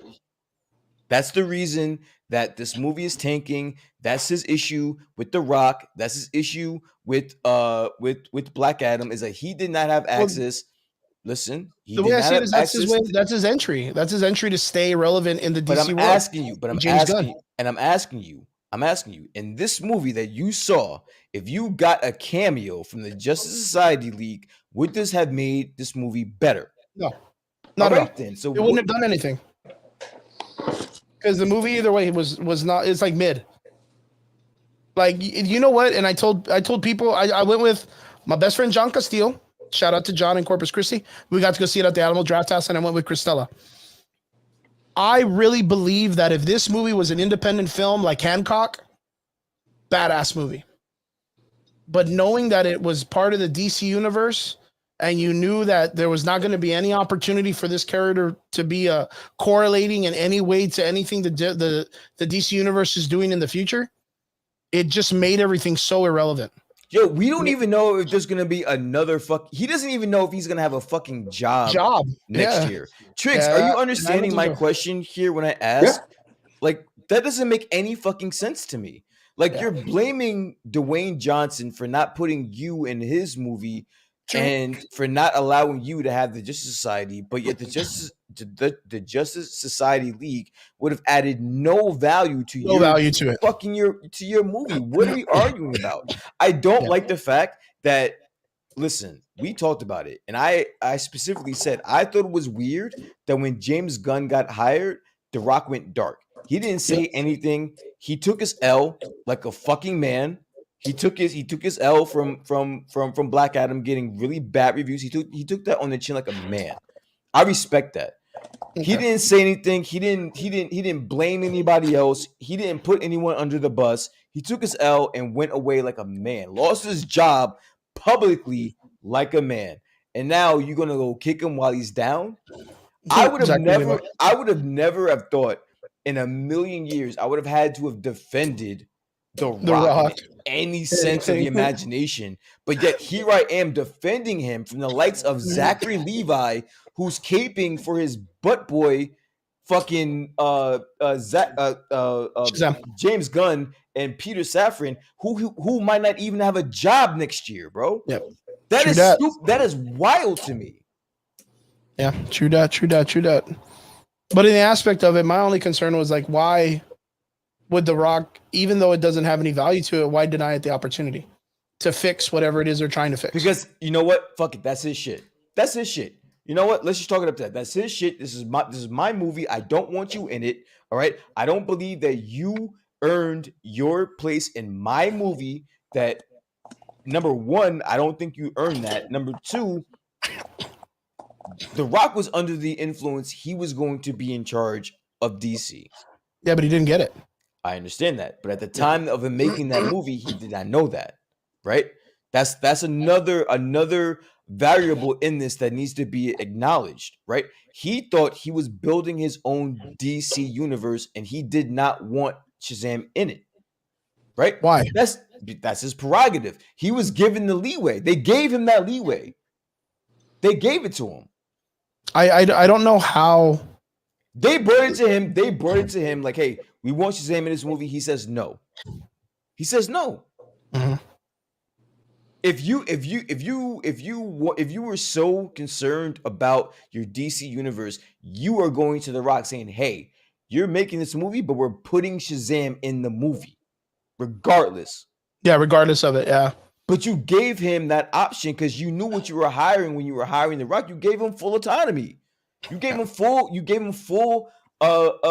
oversight over what was happening. So if he says he doesn't want it, so then that's the choice he made. You gave him that choice. A little bit of pushback. So they didn't put Shazam in Black Adam. Okay. Black Adam doesn't do well. It doesn't do as best as it wanted to do. It did better than Shazam, by the way. Why not play ball and just come out in Shazam even though your shit didn't work? Because they wanted him to be in Black. They wanted him to be in Shazam, right? Is that what you're saying? No, they wanted the Justice Society League to be in Shazam. So why couldn't they put in the Justice Society after Black Adam and The Rock weren't in charge anymore? Yo, dude, Shazam was done like a year and a half ago. When they were making Black Adam had full autonomy over everything that was in that movie. Oh no, I get that. So when they're making Shazam as they're making Black Adam and they're asking for the Justice Society to be in the movies, The Rock says no. You can't have him. No, it's not gonna. It's not gonna be. No, I'm using it because he was under the. Again, you got to take everything in totality. He was under the influence that he was going to be making a new DC. He thought he was going to be in charge of everything. So he did not allow, and they gave that ability to him. I understand that. Just follow me. Just follow me.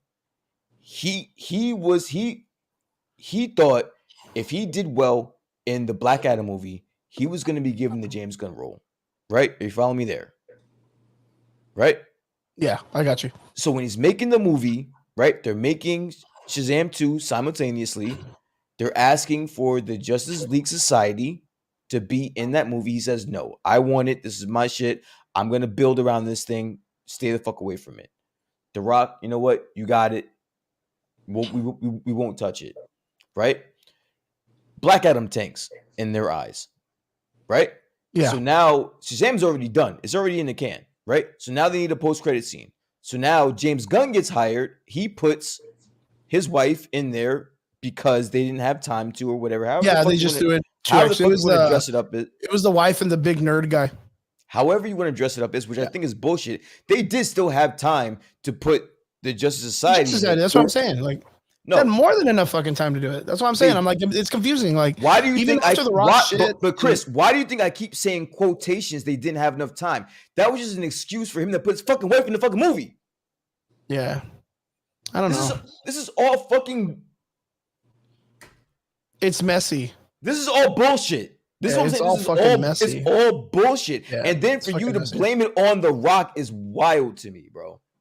No, I mean, I can see where society or people are blaming The Rock for this shit, but like, it's not his fault. Tricks, what is your thought on this? Because I'm getting amped up over here over this bullshit. Like, this makes no fucking sense. It's all fucking bullshit, and it makes no sense. What are your thoughts on this? Please tell me. I mean, even though you claim that Dwayne Johnson, took his licks and took his, removal from DC. Well, the thing is that like his statement was still trying to elevate his ego. Like you had you had a star quarterback and a star and a star coach, and like sometimes you still lose games. Okay, you're a star player. Your coach wasn't. Sit down. Secondly, you didn't take it, you didn't take it as well as you think you did. You went Oh, that radio was on like the silent, red carpet, right? huh? That was like at a red carpet thing, right? Or some shit. No, Yeah. I want Either to way, hear. Go ahead. Yeah, go ahead. yeah. Either way, he went radio silent. He could have been, you know, there's a million different ways that he could have gone about doing what he did.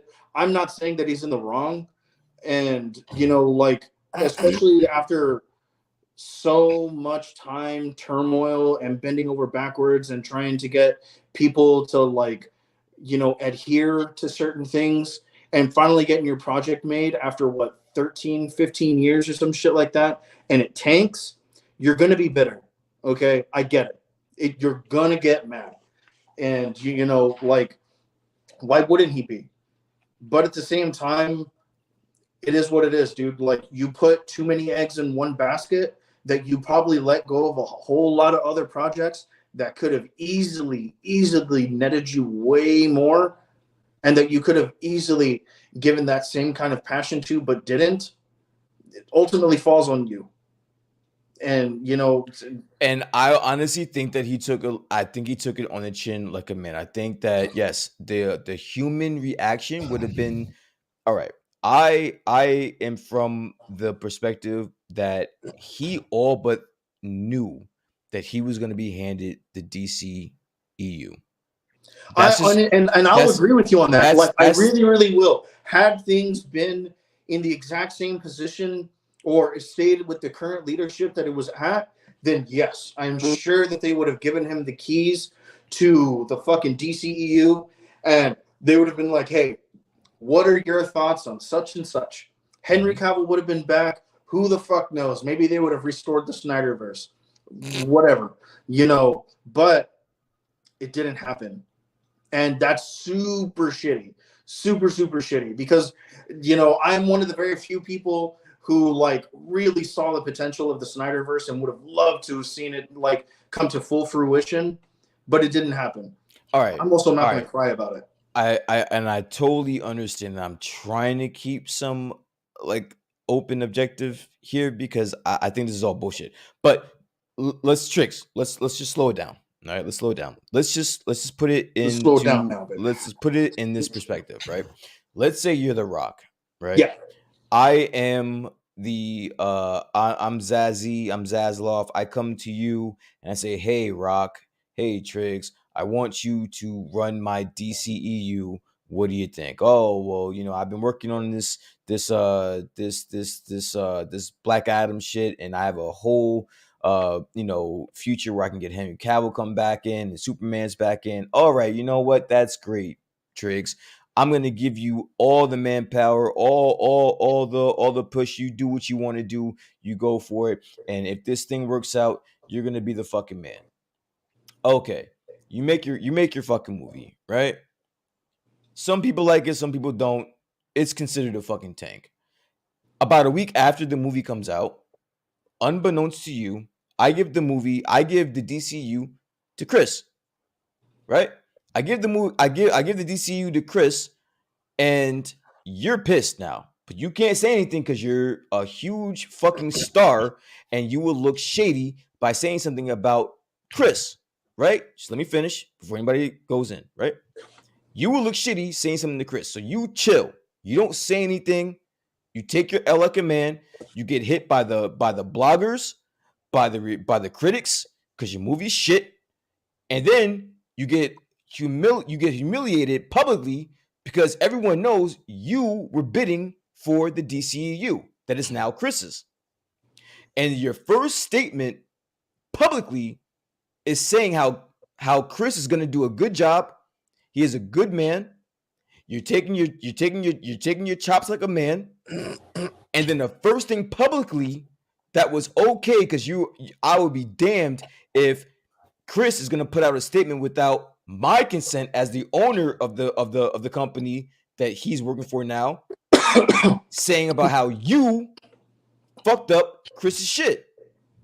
What are you gonna say to that? All right. So let me break it down in the order of which you gave me all of my That was a lot of stuff. points, right? All right. So granted, I know this is all hypothetical, right? Let me preface. That's exactly what happened. I'm using hypothetical people, but that's exactly what happened. Okay, if that's the case, since that's the case, let me say this right now: the DCEU would have never been in good hands with The Rock. I'll say that right now. I don't give a fuck. I don't give a shit what anyone says. I get that. I'm asking you as The Rock. I'm asking you has ever made. I'm asking you as The Rock, how would you feel though? I get that. I think we can agree that DC is going to be fucked regardless, right?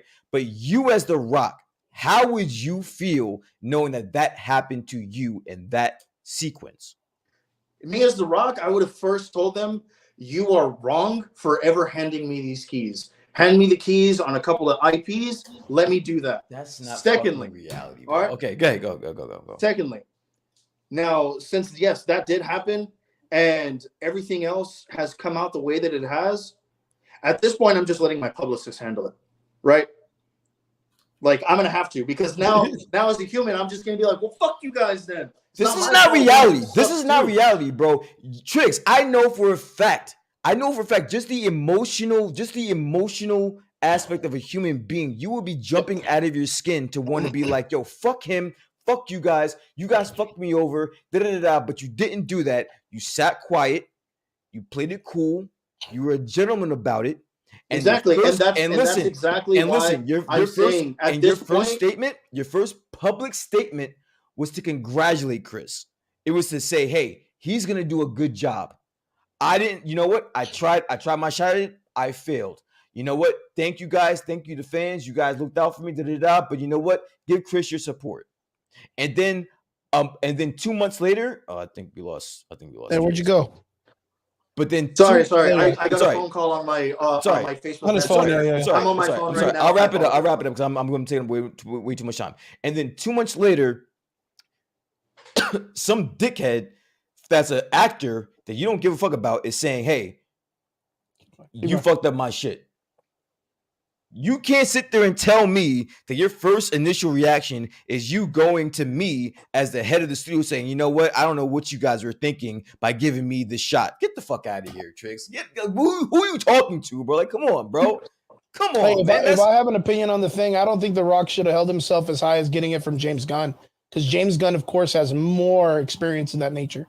So for him to even be put up against someone like James Gunn and think he's going to win based on just because he's got cool points, that doesn't carry or work for making a bunch of shit. Again, I'm not arguing with you that standpoint. I'm not saying that The Rock should have elevated himself over anybody. I'm not saying that. I'm asking you how you would feel if you were The Rock in that position. I have yet to get an answer from either one of you.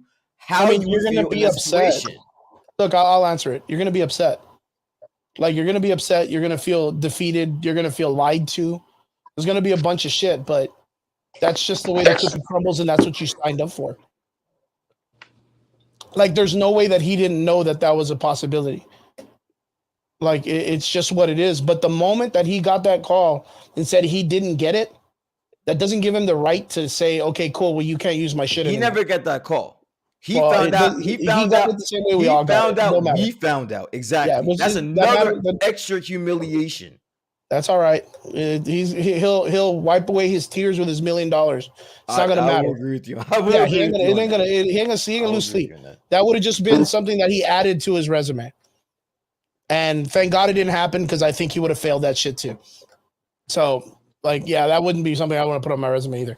But in the aspect of it, like, he should have just been like, okay, cool, well, I'll play ball. I'll go where you guys need me until my contract's done. I'll make a couple more millions and go. That's what he should have done. That's what he should do. And the reason why is because he's a fan of the character, from what he says. So he knows what the fucking character does in the comics. So he knows where the story is possibly going to go, which means he's not going to get a one-on-one with Henry Cavill. He's not going to get a fucking fight with him versus the Justice League. He's not going to get that shit. He's going to fight Shazam sooner or later, probably with Superman, and make a good fucking movie on something that people want to see, not something that he thinks people are going to want to see. And that's just what it is. That's just what it is, just in general. Yeah. I honestly thought this would be like the last Like I would never in a million years have to defend The Rock, but I think that was some cold-blooded shit that happened to him. I mean, it is, man, but it's show business. And if The Rock and Zachary Levi, okay, look, Zachary Levi on the whim is only popular because of the TV show Chuck. Like he doesn't really have anything else other than that. He It's bought true, the man. show. Like that's all I know Zachary Levi from. Yeah, he bought the show Heroes, the TV show, and he tried to make a season of it, and it didn't work either. So the idea of, again, we're not going off of the popularity of Zachary Levi or the popularity of The Rock. We're going off of the idea is, do people care about Shazam? And I think Shazam is a better support character for the Justice League, not an individual movie maker. That's just what it is. He was the Fendro and Thor. Yeah, but nobody's going to remember that. But that's funny, though. Yeah, but that's just my call. I think DC's in a lot of shit show. Shazam, for what it's They're in worth. trouble, bro. Yeah, Shazam, for what it's worth, is an okay movie. It's not as bad as everybody's claiming it to be. For what it's worth, like, yeah, Zachary Levi ruined the shit out of Heroes. How do you But, not I mean, have a muzzle on Zachary Levi? Like, of all the people in fucking DC, he needs to have a fucking shut the fuck up, bro. Look, it's one of those things, man. Like, everybody wants to save their shit right now. Like, especially in the DC world. If you know that there's a possibility that there's some iota to save your shit, you're going to run for it.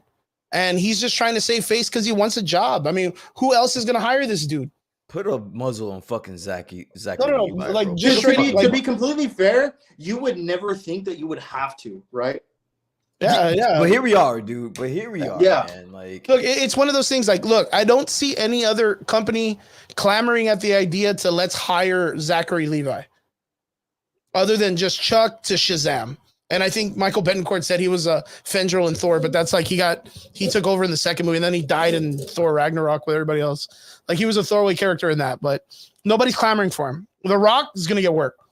Zachary Levi is not going to get work. that's why, Not like and my last point on this, I'll leave it alone. That's the main reason why I don't know why Zachary Levi is aligning himself with James Gunn and Peter Safran and not playing nice with The Rock. Although The Rock's not in charge of DC. I don't give a fuck, bro. Like, there is a longer, there is for me personally, I think there is a longer trajectory and longevity for The Rock than there is fucking Peter Gunn. Because if Peter Gunn fails this, he's done in Hollywood. I think he's done. He's done. And so is Peter Safran. But there is going to be a strong chance that Zachary Levi is a part of the Justice League roster in the James Gunn film, Who gives a which shit if it everybody's going to fails? clamor to go see. Even if it fails, everybody's going to want to go see it. Fuck out of here, man. Right now, we all want to go see it just because James Gunn's going to do a Justice League movie, and I want to see what he's going to do. Got me riding with the fucking Rock, and I can't stand that motherfucker, bro. That's crazy, yo. Yeah, I can't stand it. I don't even know why you're fighting so hard, man. No, because you know what? Because you know All what? of Right them is right. No, because I will always be on the side of right is right and wrong is wrong. That's why. Yeah. Fair enough. Yeah. Fair enough. Okay, You know? last point, guys, because I don't got a lot of time left. I got to get bouncing soon. Mandalorian season 4 or episode 4. What do you guys think? Loved it. I think it's going good. I think it's going all right, man. A little bit of wonkiness here and there, but not too bad. I think the idea of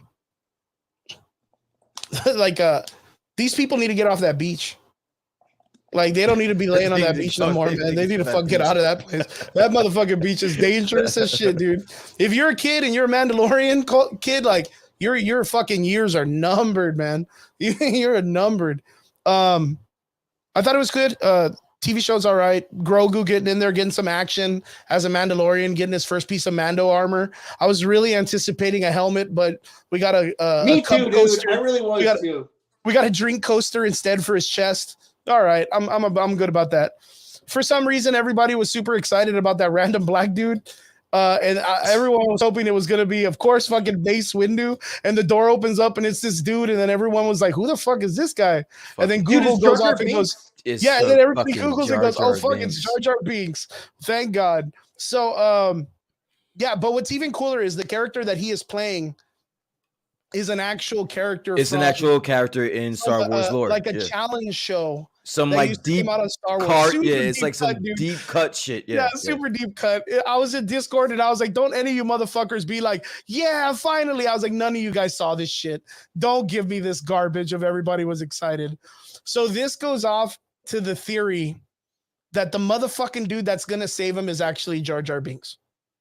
And that's why this guy is there, because it's cheaper for them to bring him to Jar Jar Binks as the dude. So the ship that they left in is Jar Jar Binks' ship. Like the actual Jar Jar Binks is going to be the dude that's their friend that they're meeting up with. Fucking hope not. Dude, you have no idea how my brain is like, dude, I think there's zero shot that Jon Favreau would allow that to happen. There's just no way. There's no way. Dude, I'm telling you, man, it would be silly if it's like they show up and they took the Grogu to Jar Jar Binks and he's like, "Misa, happy you survived, sir," or whatever. And I mean, his like, little character. Like Mike said, it is a Naboo ship, so you never know, bro. No, I know. It's one of those things. Like, it is a possibility, but who would have thought that that's the dude? Like, everyone, man. There was so much speculation online about. I really wanted Mace Windu, man. I'm so tired. I'm so dying inside that I just want Mace Windu to come back, because he's like the only character that died like in such a bitch way and didn't survive. Everybody else survives all this random shit. But what's cool is they made this guy's character a canon character. Yeah. Like, he had this really cool potential that when they brought him on that show that they created, they told him, have fun, dude. Like, do whatever you want with your character. Like, you know, make a backstory or whatever. And he made this like really cool story that he was like the dean of students at the Jedi Council for the younglings. Yeah, he was definitely a badass. Yeah. So really, really cool for them to bring it back and give this guy who had so much love and dedication to his character that they were like, hey, we're going to make you canon and you're going to save the most important youngling in the story. Yeah. Cool, dude. Like, that was really cool. And Michael Betancourt brings up a spectacular point that I didn't realize until yesterday. But that actor, he had a rough, dude, because there's been a lot of Jar Jar Binks hate for a long time, especially, you know, him kind of depicting an African American. Yep. He got a lot of backlash for that. So yeah, he's had it rough, man. I really hope for these next couple of years that he gets the love that he deserves. Yeah, because he really did very well, and he was spectacular in that episode. And honestly, I was gonna say the same thing. And even with that aside, which is it's something I couldn't even imagine.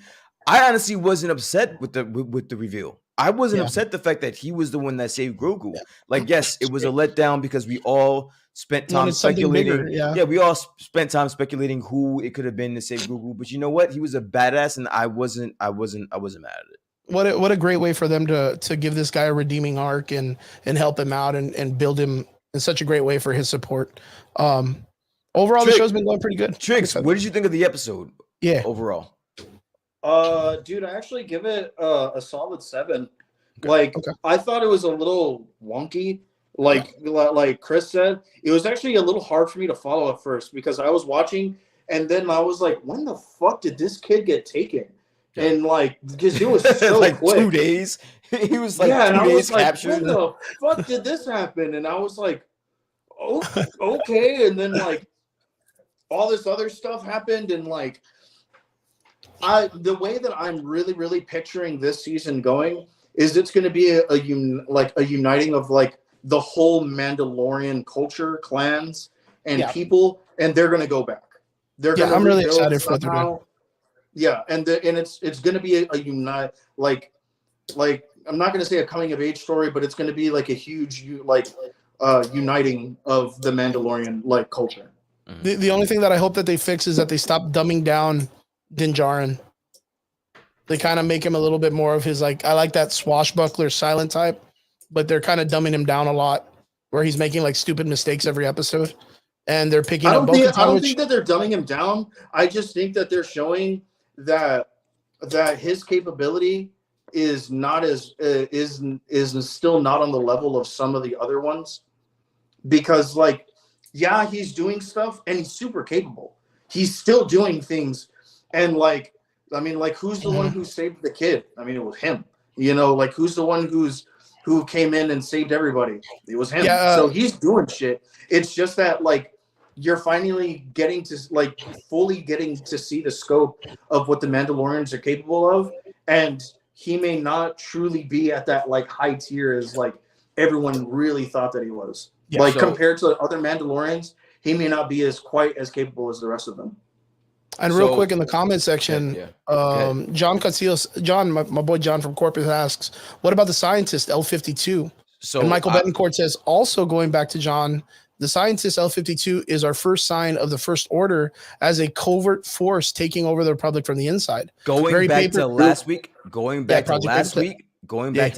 when I told you why last week's episode was fucking amazing, because it is going to have such a long lasting effect on the overall world arcing story that we don't even know yet. That's why, like, I was watching that episode and I was like, yo, this is the beginning of Snoke. It could be the beginning of it has to be. It could be because all it folds into those stories later. Exactly. Like that. That's the reason why that episode was fucking amazing, bro. But Mike can probably add support to this, but like in the Legacy and the Legends stories, they did clone Luke Skywalker several times. So like I do feel like they're using that cloning aspect as the next part of the story, where they're going to be cloning major contributors or players to the Jedis, the Sith, and all this other stuff, but as characters like they did the Stormtroopers, where they took the Stormtroopers, the best soldiers, and they tried to clone them to make the perfect soldier. And what if this is the beginning of that? What if this is the beginning of that? What if that last episode? I feel like it's going to be. What if that last episode was the beginning? Now that the Empire has that technology, they have exactly what they need to clone. I mean, sooner or later, we may even have a possibility of running into like a teenage or high school variation of Palpatine. Yeah, I can see that. Yeah, and that's what's even crazier, is thinking that they could do that stuff. So, yeah, very cool. I believe the show is like a 7.5 for me right now. I'm really digging it. I think it's pretty good. It's way better than Boba. It's not as strong to me as the previous Mandalorian series, but of course, like we're still building and stuff. So, have to see where it goes from here. What about you guys? I agree with the assessment. Yeah. Okay. I think every episode is getting better. I wasn't high on the first episode, but every episode seems to be getting better and better. This episode this last episode was probably my favorite. Shout out to Carl Weathers for directing this episode. I think he did a phenomenal job. It was good. The directing was great. The cinematography was great in this episode. I kind of got lost with like the whole like losing the kid for like 2 days and not getting it was kind of iffy type of thing, but whatever. I'll Mandalorians allow are it. silly, dude. Yeah, I'll allow it. We'll wait 2 days while the bird digests this kid. Yeah, and fucking fat ass. Hey man, they would have said that they were good parents, bro. Paz Vizsla out there getting all raw dogging on someone. Fat ass rock climbing and shit. I didn't believe that either, but whatever. I guess we all know that Paz Vizsla doesn't use a condom but wears his helmet during sex. Yeah, apparently. Yeah, so we can all associate life with that other than the Mandalorian culture. Yeah. So real silly shit. Guys, we have not seen John Wick. Trick's gonna go check it out tomorrow, and hopefully we can go check it out the rest of the week. I'm definitely seeing it. Yeah. Most def. So we'll make sure we cover John Wick 4, Chapter 4 next week. And yeah. What did you guys think of the episodes that we covered today? What did you guys think of The Mandalorian season episode 4? What did you guys think? If you saw Shazam 2, let us know in the comment section. I want to say thank you to all of our extraordinary listeners. As usual, we appreciate every one of you for jumping in, talking to us, and even the new guys that jumped in from Twitch and YouTube. We appreciate all of you guys. Thank you so much for tuning in. Brian Trigger, of course, I want to say thank you guys for hanging out with me, of course, here, talking and going crazy and bitch slapping around Zachary Levi and all that good shit. It makes me feel good that I'm not the only person that's going crazy watching this shit unfold in my life. And I hope that every one of you has a great and safe weekend. Tomorrow we're going to be at UCX. I have this cool thing. We got some cool little knickknacks that we're going to be selling. I got some little cool Eddie keychains from Stranger Things that we're going to be selling out over there at the show, little pop style. And my boy Robert, I hope I see you tomorrow, man. I went to an event this past weekend and I won some Undertaker poster that some guy made, and I'm gonna give it to Rob. That was dope. That was dope. So, I saw it. Yeah, he's like the first guy I thought of when I saw it. So I hope I get to see you tomorrow, brother. Cannot wait for John Wick 4, and I hope you guys do very well. Shout outs to Trigger on his new position. Congratulations, and have a good time in Austin, my dude. And we'll see you all again next Friday. I hope you guys have a safe weekend and have a great week. Let us know during the week in our Discord or our comment section what you guys want us to cover. And if not, we'll be covering whatever we see. And we hope you guys have a really safe week. And we'll see you guys again next week here on The Average Boys. Thank you guys so much. And we'll see you guys again. Bye laters. Peace. Wow.